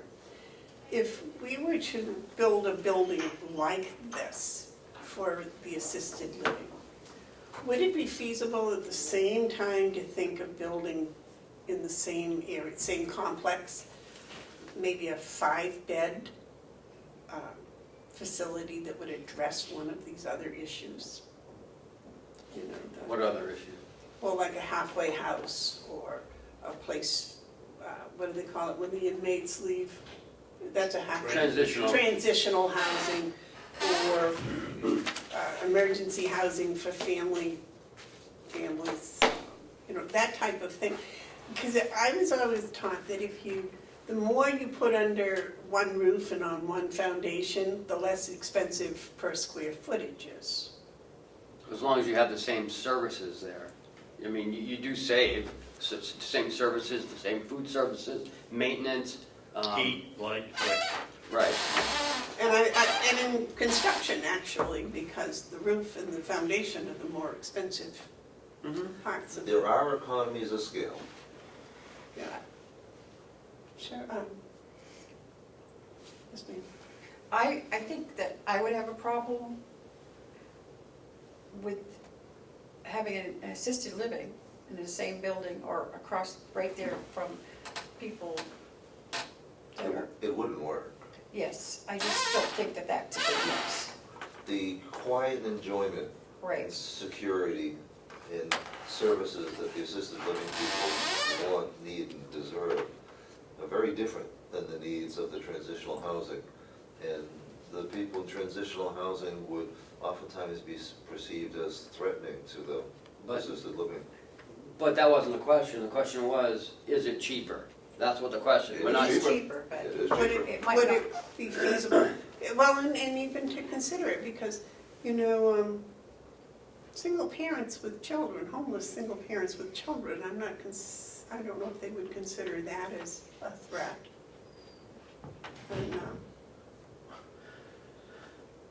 I mean, every place Next to a jail, I don't know how. I go, I hear about affordable housing and about, people, Yeah. there's no place to live, there's no place for them. And all types, I mean, we've heard transitional housing, we've heard single parents, we've heard just plain low-income housing. Or just plain homeless. Homeless, yes, David? I get the feeling that maybe we're mixing the two. Transitional housing is not a permanent thing. It's 90 days. 4 weeks, 90 days, get your feet on it. We're providing a home for a single parent and their kids may be long-term and a completely different setting than having a room where someone can come back to at night, rather than going out and getting high somewhere else, versus someone that's gonna be worrying about their child. It's a whole different situation, I think. No, just a thought, if we're spending It's- money it- to build a building, it's, You're doing the right thing in raising the potential options. I mean, this is the conceptual stage where those kind of things should be discussed. You know, where it's easy for me to see how assisted living cohabitates with nursing real easily, it's more complicated as you get into independent or transitional housing. Not impossible, but more complicated. I think you bring up a good point, Madam Chairman. I don't think you're thinking out of the box. I think this is the direction we should be going, but how do we get there? That's the big question, I guess, is, you know, we've heard over and over again that housing of all sorts, you know, whether it be for the elderly or be for the kids. Now, a secondary advantage of assisted living is, let's say it's 40 units, 50 units. That opens up, I'm not gonna, especially if we're talking about Medicaid eligible, it opens up, relatively speaking, affordable housing. Those people will be coming from somewhere, be that from apartments or be that from homes, that will then be available. Available, there'll be more. It would tend, if we're gearing it towards Medicaid, at the lower end of the market than the large condo type of Well, market. and that's a good point, Howie. If you make it 40 units, that vacates 40 units someplace else. Correct. There was an article in the paper this past week about the skyrocketing rents up in North Conway area. And, you know, and the lack of affordable housing. There's no place to, relatively speaking, to expand, short of going to Freiburg or heading south, and nobody's doing The that. more you go south, the more expensive it gets. And the company that was doing that had plans with Kenyard Barrett, Yeah, Barnard, backed out, so that was no longer a viable option. That, North Conway, the Mount Washington Valley is a very interesting place, but it's very small. So when someone from the outside comes in to look at it, all the numbers look good. But if you built what you would need to do for private purposes, an 80 unit building, and you had to get 80 people to come from within a 15-mile circle, you would swamp the real estate market. There's just not that much capacity. You could keep it full, but you could not, but it would take you 4 years to get it full, and that keeps anybody from coming in. But there was talk about building a affordable housing off the strip up near Stan and Dave's Bike and Ski Shop. Is there a restaurant up there right now that they're gonna think about building behind it? Oh, I thought that was an assisted living facility they were talking about. I don't A know. public one. I mean, a private. Because they've had a couple of successes. They opened last year or the year before a group of apartments, and they called the Pine. Yeah, Yeah. And those are, I mean, that's been a help. Because relatively speaking, you know, even at the time, I think it was $600 or $700 a month, that was considered to be affordable. Most of the private rentals up there, they've been taken over by Airbnbs because they can get so much more money than rentals. You're talking, you know, $3,000 a weekend or something. Yeah. okay, so Anyway, what are we doing with this, Howie? Well, I think we have general consensus, so with this, I'll prepare, you know, per county policy, I'll prepare an RFP which goes to Ken for his review, and then for his, you know, for his evaluation, and then back to the commissioners before we go out.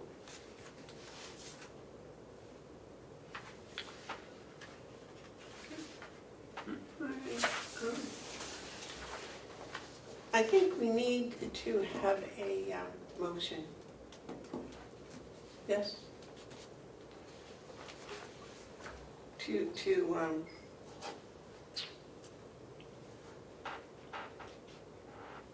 Move forward with an RFP. what do you think, Dave? I don't think we need one. We tell Howie to do it, and then when it comes in, then we make the vote whether we want to send it out whether we or like the not. RFP. And we all agree that we need to do it. Okay, Commissioners, well, thank you for your input. I think we've come to kind of an agreement which will make for a better RFP, so we won't be asking people to do things that they shouldn't be doing. Day, we're going right into updates, and I kind of wanted you just to have a little, maybe no input, but at least listen to one of my commissioner updates. And just, if you've got an extra few Would you minutes. take one? Do we have anything in the yellow folder today? It's that letter I gave you. Oh, First off, this is Lisa's Revenue. report for the month of July, right? Yep, she's up 14,515 from last month. So she's up 14,000. And that's 18% for the year. Yes. Last year at this time she was at 80,000. This year she's at 94,000. So from this time last year, it's up another 14 grand. Last month, it was down 10,000 from the year before. Been all over. Yeah, it's been up and down, but I hope this is some sort of an indicator that we're gonna get close. For the year, we're at 514,000. Last year at this time, we were at 509. So what's that, about 4,000? So, The market was going up today. I hope so. It wasn't good yesterday.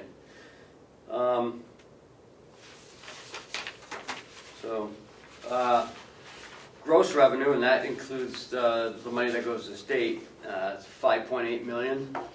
This time last year was 5.4 million, so That speaks well for the economy. hope so. But we were a little discouraged last month because it had gone down, significantly $10,000, a little over 10. So let's hope it keeps going up. Next month, looks like September of 2018 was at almost $92,000 we received. Hopefully it'll be at 101,000. So it'll be 10,000 more. But you gotta remember that was when 2018 was tanking pretty bad, like 2017, I think those numbers were much better than the 2018 numbers for September and October. Yeah. I don't like to be a pessimist, but if you look at the graph, you can see in July, most of them are up, in August it's down. I hope that doesn't continue. Hope maybe we can, No, they It go up looks from like they're all up, July, yeah. they go up from July to August. Right. Except maybe one year, which is 2011. the red one, Yeah. Yeah, But for the most part, they're up. In August, September, it looks to be. no, the orange one in 2015 is down. The green one's down. The silver one's down. Are you looking at August?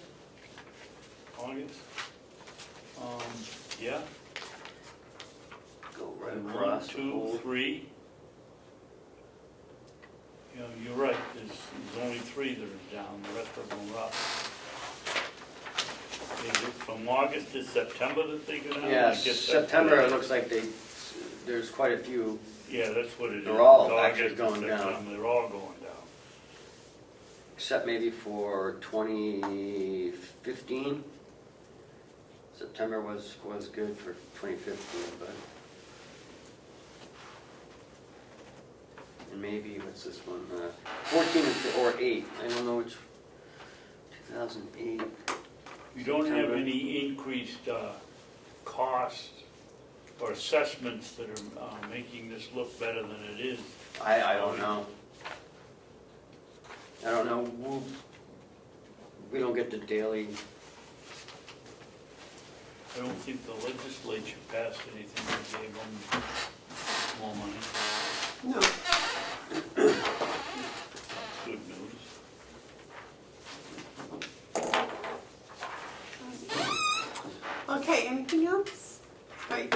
said the yellow folder is empty? Yep. Okay, administrative updates? In your packet is Understanding Addiction. It's there's some training going on at, put on by the Rockingham County of Corrections, next Tuesday. There's 2 sessions, 11 to 1 and 7 to 9, held at Exeter High School. They have a big amphitheater there. So there'll be some really good discussion on understanding the addiction. It seems on the news this morning, they said overdoses have plateaued. So that's a good sign. I believe it's the use of Narcan that's helping with the overdose deaths. Excuse me? Yes, David. That's interesting, because the front page story in the Union Leader says overdoses are up 13%. I think that's Manchester.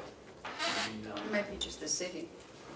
It said, Channel 9 said on the news this morning that overdoses have plateaued. There's overdoses and overdose Deaths, yeah. Oh, okay. I'm referring to the deaths. The hay update, we have 6,800 bales in the barn. We're pretty much done first cut. We have this little field out front and the ones out back. Willie has hayed the ones over the septic, what do you call it, the septic fields. That's been hayed. The other fields he's gonna be working on towards this weekend. The barn's chock full and the wagons are full. We are scheduled for a big delivery, 250 bales going out, but we're running out of space to put it. So, we have to get rid of it. I talked about the Avenue server issues, and I'll be on vacation the last week of August, before my wife goes back to school.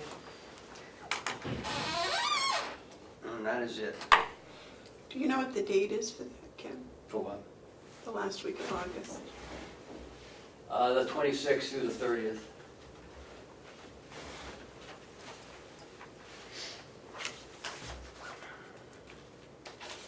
Commissioners, would you like to cancel the meeting on the 28th of August?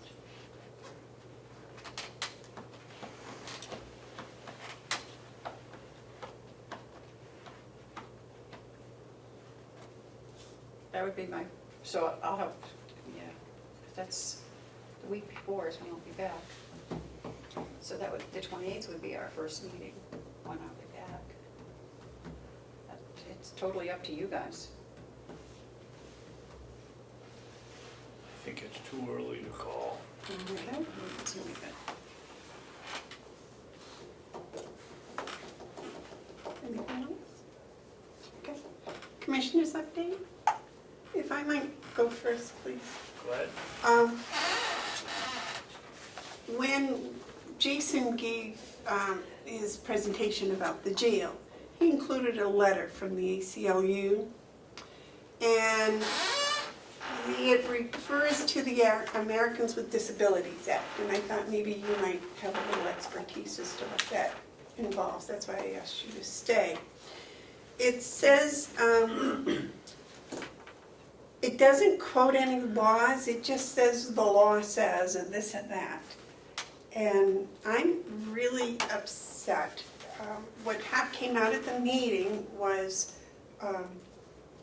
if people are in some sort of a medically assisted treatment program and they are sentenced or they arrive at our jail, then we have to continue that medically assisted treatment, which makes sense to me. That I can see.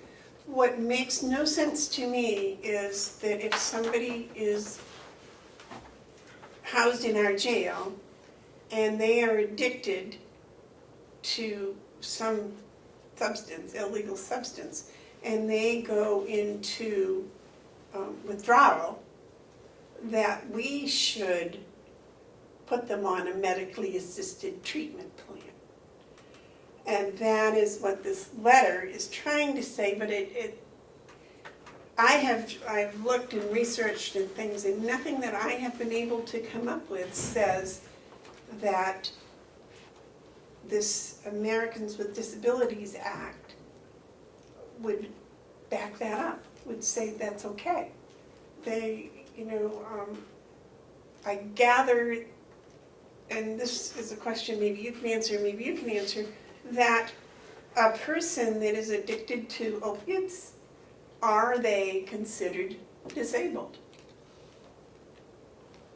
They are not, to my knowledge, in the healthcare world. I can't speak for corrections, but in nursing home, long-term care, and acute care, I do not believe that addiction's been classified as a disability. Yeah, and I don't think it's in the class of, Protected. right, in the protected class currently. So my concern is what, and maybe the other commissioners, I don't want to, but I would like to start whatever we need to, so that people that are brought to our jail that are addicted aren't put on a medically assisted treatment program. I mean, for many, many reasons. The first one is they just become addicted to those medically the treatments. The Suboxone they become addicted to, methadone they become addicted to. So it's like trading seats on the Titanic. They come in addicted to heroin, and we send them out addicted to Suboxone. And morally, I cannot support that personally.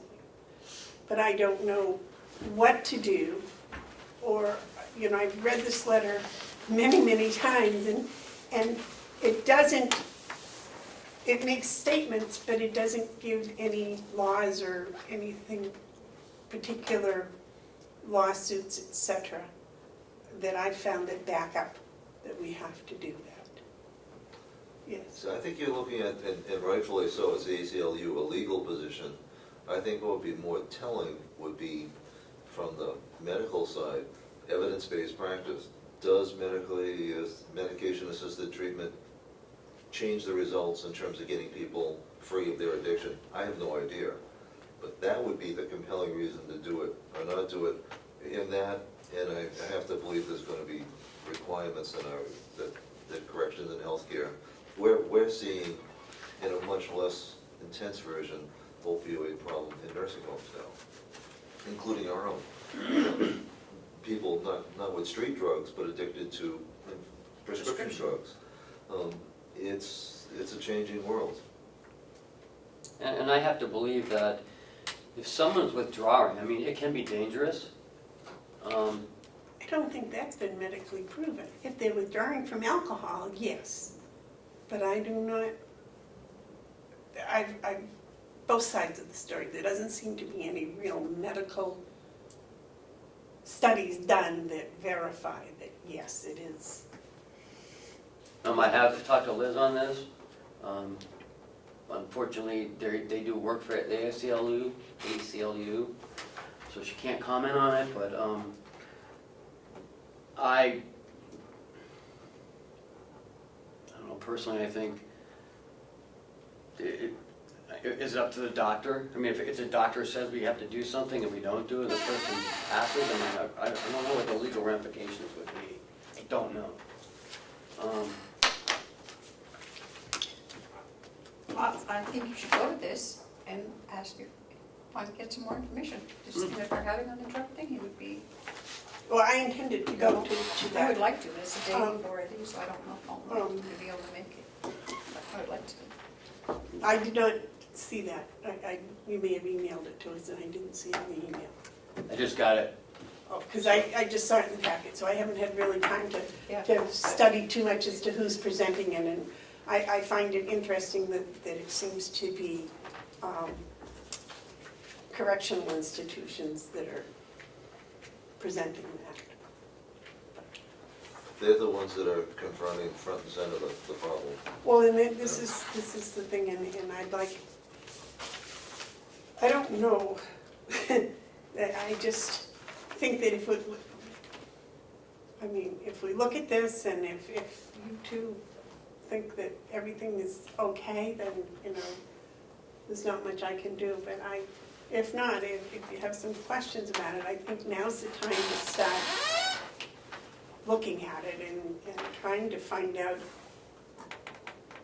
what can be done, or how it can be, because so much is, well, just at this meeting, statements were made that weren't true. And it's a lot of false information has been passed out. And to try to keep looking at the studies and trying to find out who performed the study and, who paid for the study. Because I'm really suspicious when pharmaceutical companies pay for studies as to the results of the studies. But I just wanted to bring that up and what are you doing in the nursing home about the prescription drug? Continue it, right? Providing it. It's a problem, because we're second only to the nuclear, nursing homes are second only to the nuclear industry in terms of the amount of regulations we have to contend with. And so we're monitored by the federal government for how we maintain pain management. Somebody who is abusing opioids will always score high on pain, regardless of, in terms of the interview portion, regardless of how they act.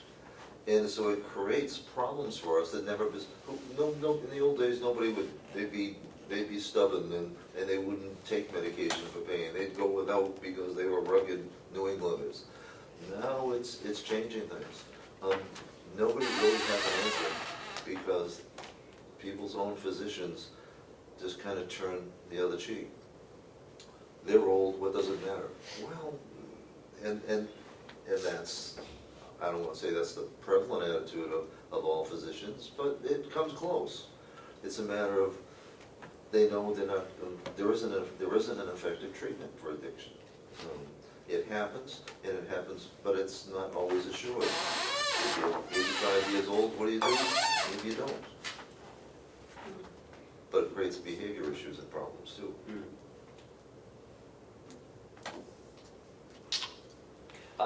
I think we should, the ACLU, I think we should get an opinion on what we should legally do. Well, can the Association of Counties come up with something about this? Because it's affecting every one of the jails. Yeah, but all the jails are moving towards it. If that's the way where you don't want to go, I think we should get some legal opinion. Yes, yes, it's just coming down the road and you better be braced for it, or no, we can fight this, we don't need to do this. We only have two choices, either do it or don't do it. What do you think, David? I'm not a lawyer, obviously, and Jason says it's coming down the road. You oppose it. I would think that we'd get a legal opinion to find out where we stand before we start entering in the argument at all.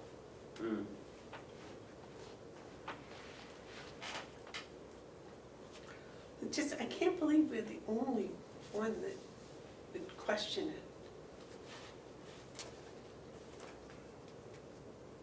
it. It seems so. It seems like every other jail's doing it. More research. Yeah, that would be I'd like to know more.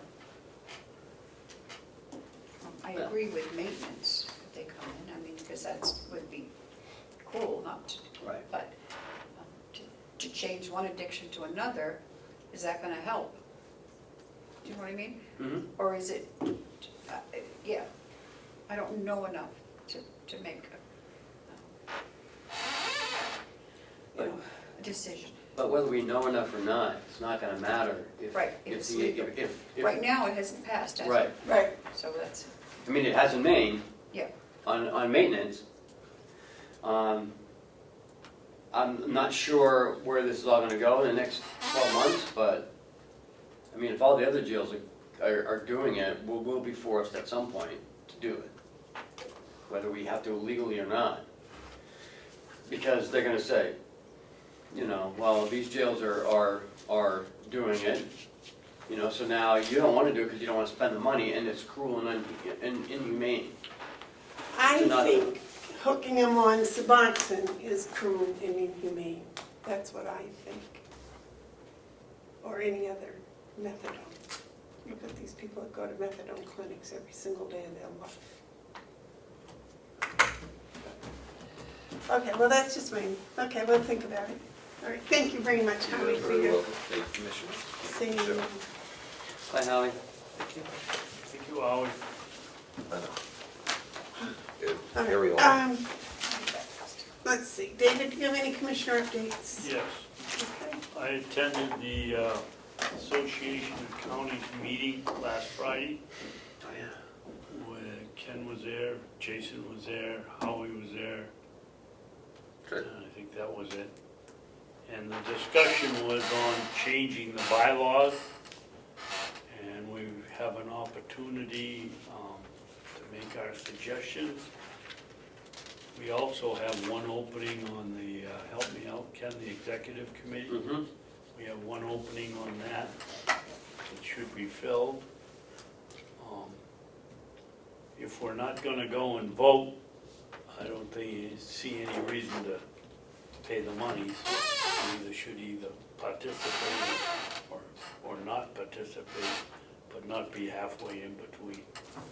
Yeah, but Friday was an executive committee meeting, and you're on the executive committee, right?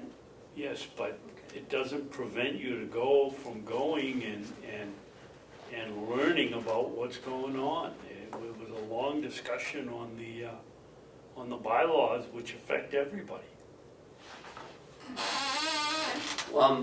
What was interesting, and I totally forgot about that, but they are moving forward with a solar, help me out, a solar Study. study, yeah.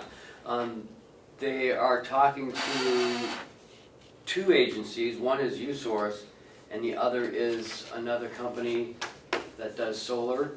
And the idea is to get all the counties to build solar, At their facility right, and join together and sell, use what you can and then sell the other to other counties that may not want to do this. So we're talking about PPAs, net metering, and the county will pay for it under the hiring of the consultant, which they will get a grant for. So But it's to build the facility where? at each complex, if the county is interested in building a solar field. So more information will be coming for that. I didn't know that we could go to the executive committee meetings. That's the only reason I didn't. The commissioners can go to any meeting. Any, We just have no say. right. But we could listen and learn, well, you do. maybe. Why? Isn't it Amon or myself, you, Howie, and Jason? No. You are No. included too? Mr. Hounsel was. No, it wasn't on. It was when that was on it. When she left, we never filled it. I'm sorry, I thought you were on it. No. No. And I thought the new HR director could be on it, but that's up to you guys. Well, we can change. You can So you change. can change it anytime, So- yeah? Why don't we put Amanda on it until we get an HR person or whatever? Okay. Since solar is per bailiwick. I'll make a motion, we put Amanda on the executive committee. I will I'll second. second it. Oh, sorry. Terry will second it, sorry. Okay, is there any more discussion? All those in favor say aye. Aye. Okay, I'll send a letter to the association.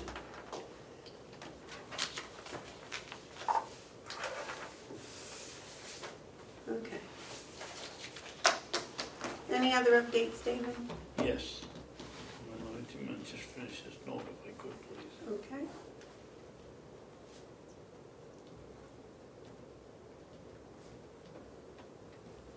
Yeah, last Wednesday or Thursday, I sent you and Commissioner McCarthy and Treasurer an email, Treasurer Costello, an email about the stipend and the IRS regulation. And unfortunately, I forgot to include to attach the attachments that I talked about in the email.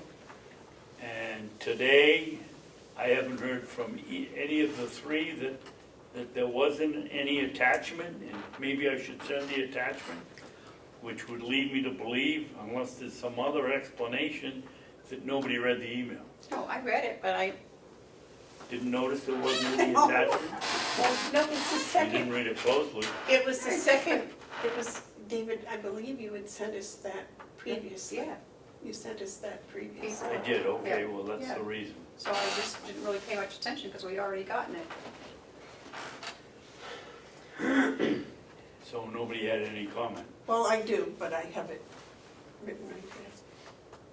Well, when are we gonna, when are you, I was going to bring that up with part of my commissioner updates, but I just wanted to cover that with Howie when he oh, was okay. here.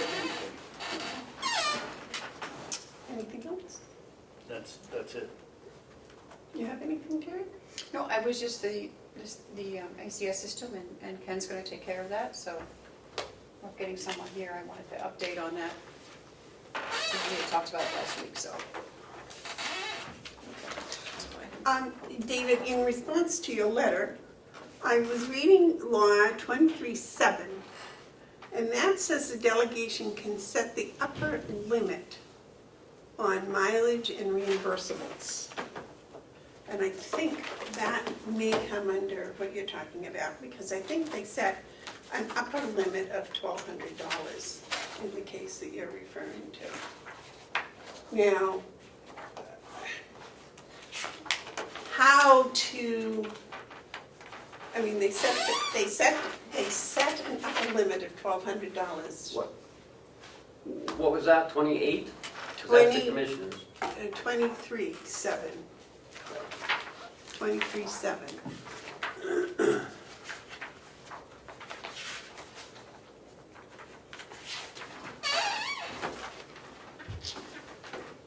And I'm sorry, I should have brought copies of it for everybody. I don't have it in front of me, but is that the law that says the compensation will be set in May before the election? Mhm. Yes, and upper limits on reimbursables. That phrase is in there. Okay, And I believe that that's what the $1,200 was their upper limits on. This is for the county treasurer. Notwithstanding any other provision of law to the contrary, in counties in which any of the officers listed in this section receive fees or mileage, or both, for services performed by them as part of their compensation, the county convention may put such officer on a salary and expense basis.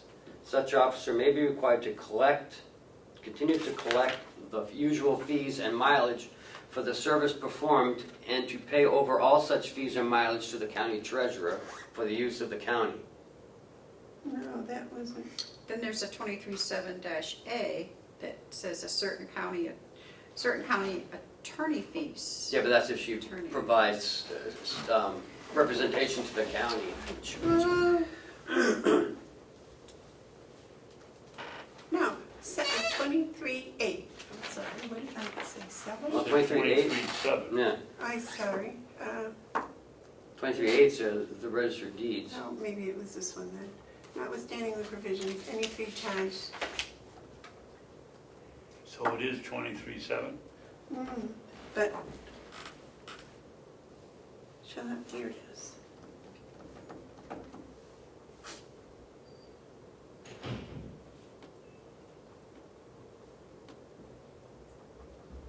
right here, may also include an upper limit on the amount of mileage and out-of-pocket expenditures reimbursable to each officer. Mhm. It's like 1, 2, 3, 4, 5, 6, 7, 8 lines down. Maybe you should read the whole law instead of taking bits and pieces out. So it's under 23.7. Okay.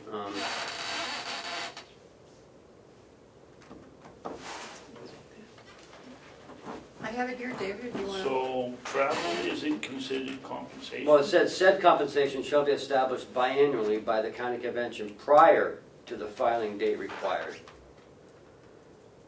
for the elected officers listed in this section. But I think that we all think that is, as wages, what does it say about mileage? Is it, It says it's compensation. well, if it's compensation, then, and under RSA regulations, it's non-accountable, we have to get paperwork for the mileage, for the stipend that we give the department head, and we haven't, this month, we got one that said, $100 to cover the mileage, which isn't acceptable, is not an acceptable receipt for the mileage or for the gas, So and it let has me, to be considered let me compensation. read the whole thing, that way Okay. you might be happy. Okay, Establishing compensation, that's 23.7. right, Every county convention shall have the power to establish salaries, benefits, and other compensation paid to elected county officials, including the county attorney, sheriff, register of deeds, treasurer, and county commissioners. For the purposes of this section, compensation shall include salary, longevity pay, vacation and sick pay, allowances, and all other payments made by the county to its officers, plus the fair market value of any compensation paid in kind if reportable as income for federal income tax purposes, plus all fringe benefits that may be provided, including health insurance and retirement, and may also include an upper limit on the amount of mileage and out-of-pocket expenditures reimbursable to said officer. Such said compensation shall be established biannually by the county convention prior to the filing date required under RSA 655-14 for the elected officers listed in this section, upon recommendation of the executive committee, which shall remain in effect during their term of office. Notwithstanding any other provision or law of the contrary, in counties in which any of the officers listed in this section receive fees or mileage, or both, for services performed by them as part of their compensation, the county convention may put such officer on a salary and expenses basis. Such officer may be required to continue to collect the usual fees and mileage for the services performed and to pay over all such fees and mileage to the county treasurer for the use of the county. In such event, the amount such officer receives in fees and mileage less expenses shall be included in determining the minimum at which his salary may be established unless a lesser amount is agreed upon by the incumbent officer at the time. In no case shall the salary or the compensation of any such officers be established at a lesser amount than that which is in effect December 31st, 1972. So if that makes you happy, or if that explains anything, I'd have to read it and think about it, because it's certainly, it's pretty confusing, yes. to tell you the truth.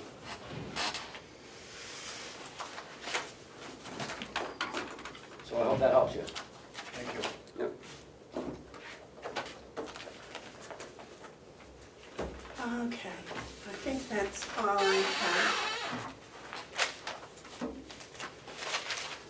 You know, you'd think they'd write laws a little more understandable, like, I don't know. We've got an expert here, why don't we just ask him? Now, David, seems to me, I remember a couple of your laws got passed and put into law. Yep. Your They were very clear and concise, accurate. And they don't conflict with any other laws in the RSA, No, right? sir, no, none. Well, the word in the other laws, right? So, okay. So I guess, David, if no more updates, No, so we're ready for non-public. no. No, media Tabled questions, items, public media, input? input. No tabled items. No. Media questions, public input.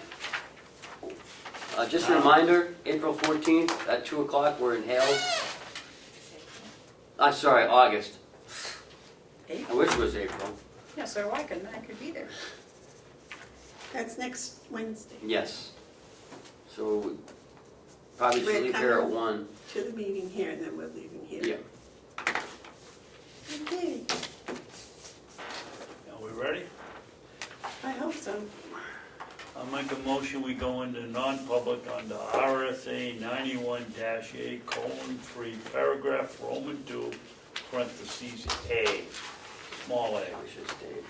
The dismissal, Yeah. promotion, or compensation of any public employee, or the disciplining of such employee, or the investigation of any charges against him, unless the employee affected, 1, has a right to a meeting, and 2, requests the meeting to be open, in which case the request shall be granted.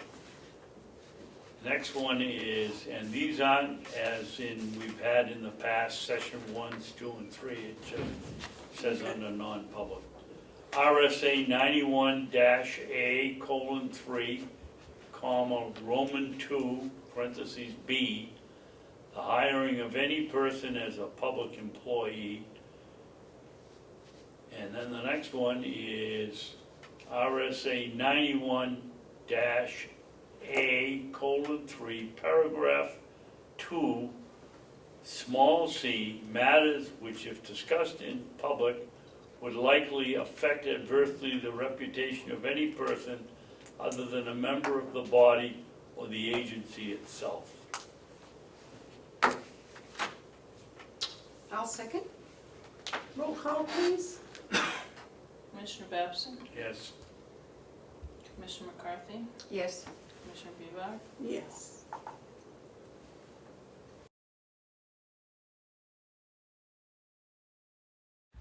I need a motion to come out of non-public. I'll make a motion that we come out of non-public. Second. All those in favor say aye. Aye. Aye. I'm sorry, who made the motion, Terry? Me? Okay, we need everything sealed except the first hiring. Yep. Okay, so I'll make a motion that we seal the minutes except for the first hiring. I'll second.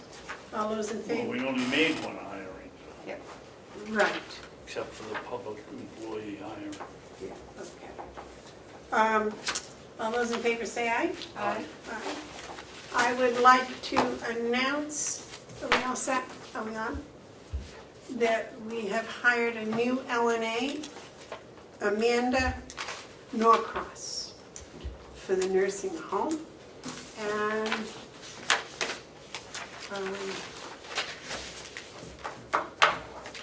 was there anything else? We were gonna discuss pay for the, Yes. And I have another thing before we go. Okay. But the rest of the non-public is sealed, so. And a new thing on the agenda is the pay for the recording secretary. And it's my knowledge, I guess, that a year ago, recording secretary pay was considered at $140 per meeting. That was just a consideration, it was never, that's for the delegation. well, that's a recording secretary per meeting. And that we actually, no, I can't say that, don't know that. So, what we're talking about is the recording secretary, the new person that we're going to hire. And we have the discussion, is it per meeting or per hour? So, Commissioner McCarthy, would you prefer per meeting or per hour? Per meeting. Per meeting. Per meeting, okay. So we can, So that's established. per meeting, and Mr. Babson, Commissioner Babson, what do you think would be a good rate per meeting? As I said before, I'm not in favor of making any changes, so I'll leave that up to the two of you. Commissioner McCarthy? I believe since the commissioners agreed on 140 per meeting, not too long ago, is that correct? Yes. That it should be at least that, and anywhere from 140 to 150, I would say, depending on what you're actually going to ask of the person. Well, I think right now we're asking them to come attend the meeting, take the minutes, prepare the minutes, and get them back to us in a timely fashion so we can review them to approve the next meeting. That's, right? That's pretty much what goes on. Yes, sir. Is that what's in, I can't remember what the job description said. Is that what's in the job description? Pretty much. I just simplified it, really. Okay. Simplified. And that's, not to stick my nose in it, because I said I wouldn't, but that's with no, that's as an independent contractor Independent or contractor. an employee. Okay, I would think independent contractor. You think so too? Yes. Yes. Oh, okay. Okay, I'll make a motion that we, Excuse me, Madam Chair. yes, sir. And no mileage. No Okay. mileage is in that. I'll make a motion that we pay our recording secretary for the Carroll County $150 a meeting, period, as an independent contractor. So the only expense to the county would be $150 per meeting.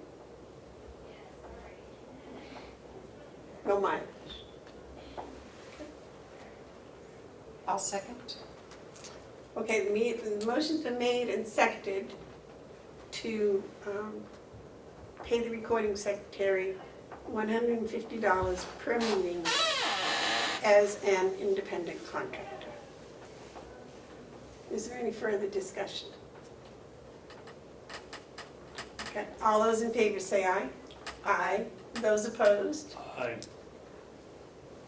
I'm opposed.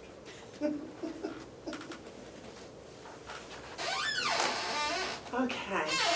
Ken, you had something else? Yes, while we were in our break earlier today, I received a request from the North Comeau ambulance for Hale's location that contract will expire at the end of this year. And I have a copy of the contract. It is correct. This was a 3-year contract. And the owner can agree to a 3-year agreement effective January 1st, 2017 through December 31st, 2019, which may be extended for an additional 3-year term following the completion of this term ending December 31st. Subject to further agreement of the parties to be negotiated prior to the expiration of the term of the agreement. There shall be no automatic renewal of this agreement without a written document signed by the parties. So we have an option to do a 3-year agreement with them or go out to bid. We did go out to bid 3 years ago in 2017 or 2016 actually, before we and I believe we only got one bid, and that was North Country Ambulance. Do we have any idea how many calls they may, well, first of all, what's the fee for the for the contract? Uh, It was 20 $35,000, wasn't it? Your memory is not as well as what you thought it was? Because you told me a different number earlier. Okay, 2017 is 37,000, That's right. 2018 is 37.5, and 2019 is 38. okay, so we've established what the last contract was. Right. How many calls did they have in Hale's location? I have no idea. Not that that weighs heavily on it, but they serve more than one town, so they will have the equipment in. Now, as you know, this just provides the service. They still bill for any, this is just to respond. They bill the insurance for any other incidentals that they might provide while on scene or en route to the hospital. Transporting. Yes. What is our obligation? Do we have to have an ambulance contract? You have to provide fire and rescue services. It's in the RSA and the people of Hales have to pay for it. The same as the school. You have to provide an education. Yeah. So it's, I would think fire, police, and ambulance, is that what it is? I With don't think sheriff's it's police. I think the sheriff's department just covers How it. is it? Yeah. Right, but they don't patrol. No. If Hales wants them to patrol it, then they would Yeah. have to pay on it. But if they need police services. Yes, 911, they respond to 911. We can find out how many times it's been called, Yep. unless, I doubt that it's very much. Yeah. Didn't they come in and speak with us last time? No, this was with Commissioner Sorensen and Commissioner Ogren. Maybe. Then they came in. No, it was it was the water department, the North Conway Water District. came in. Oh, the fire, yeah, Yeah. okay. Fire suppression. Yes, Yeah, yes. that's right. Are there any other ambulance services? Yeah, there is one, Life Plus. Life Plus, yeah, Life Plus, that's in Redstone. and they, We also have a 6-town agreement with, is it Care, Ed, do you remember? I thought it was Care Plus. Care Might be Plus. Care Plus, Care yeah, Plus, yeah. Care Plus, yeah. Encrypted Plus. So there's, So it's not Life Plus, it's Care Plus. Care Plus, Care yeah. Plus, yeah. I think Life Plus is them. oh, so there's only 2. I believe. Okay.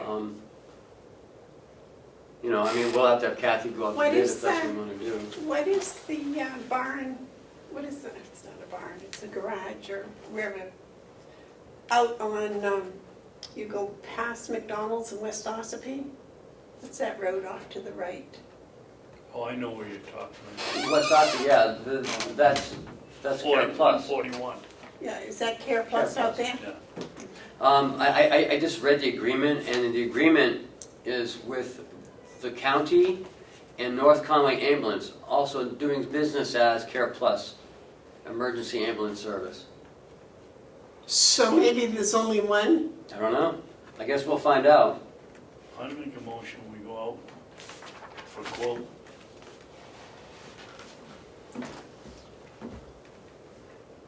It's over $5,000 Total. total. Oh, yeah, wait. One second. I'll second that. Okay, motion's made and seconded to go out to bid for the Hales location ambulance provisions, or any discussion?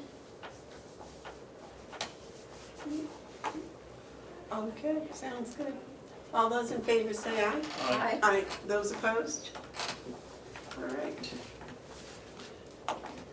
Anything else, Ken? No, that's it. Didn't You you have seconded. something you were gonna rewrite? Oh, yes, sorry. I have it right here.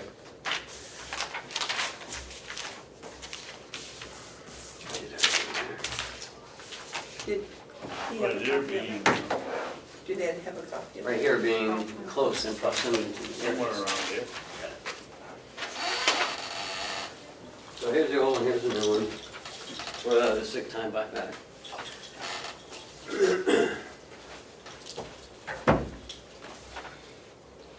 Motion to bid out ambulance, Terry seconded. All in favor.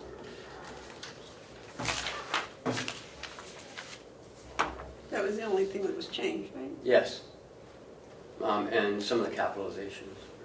Oh, did you want to put the punctuation, please?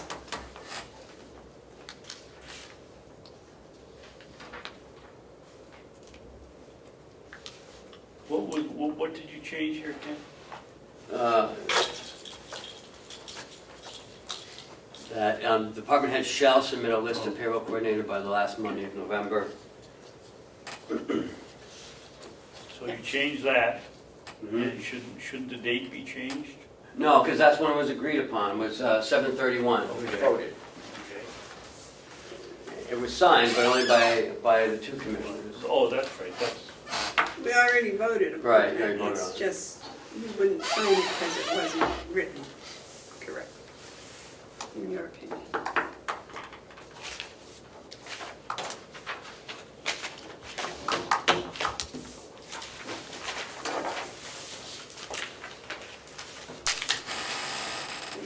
thank you.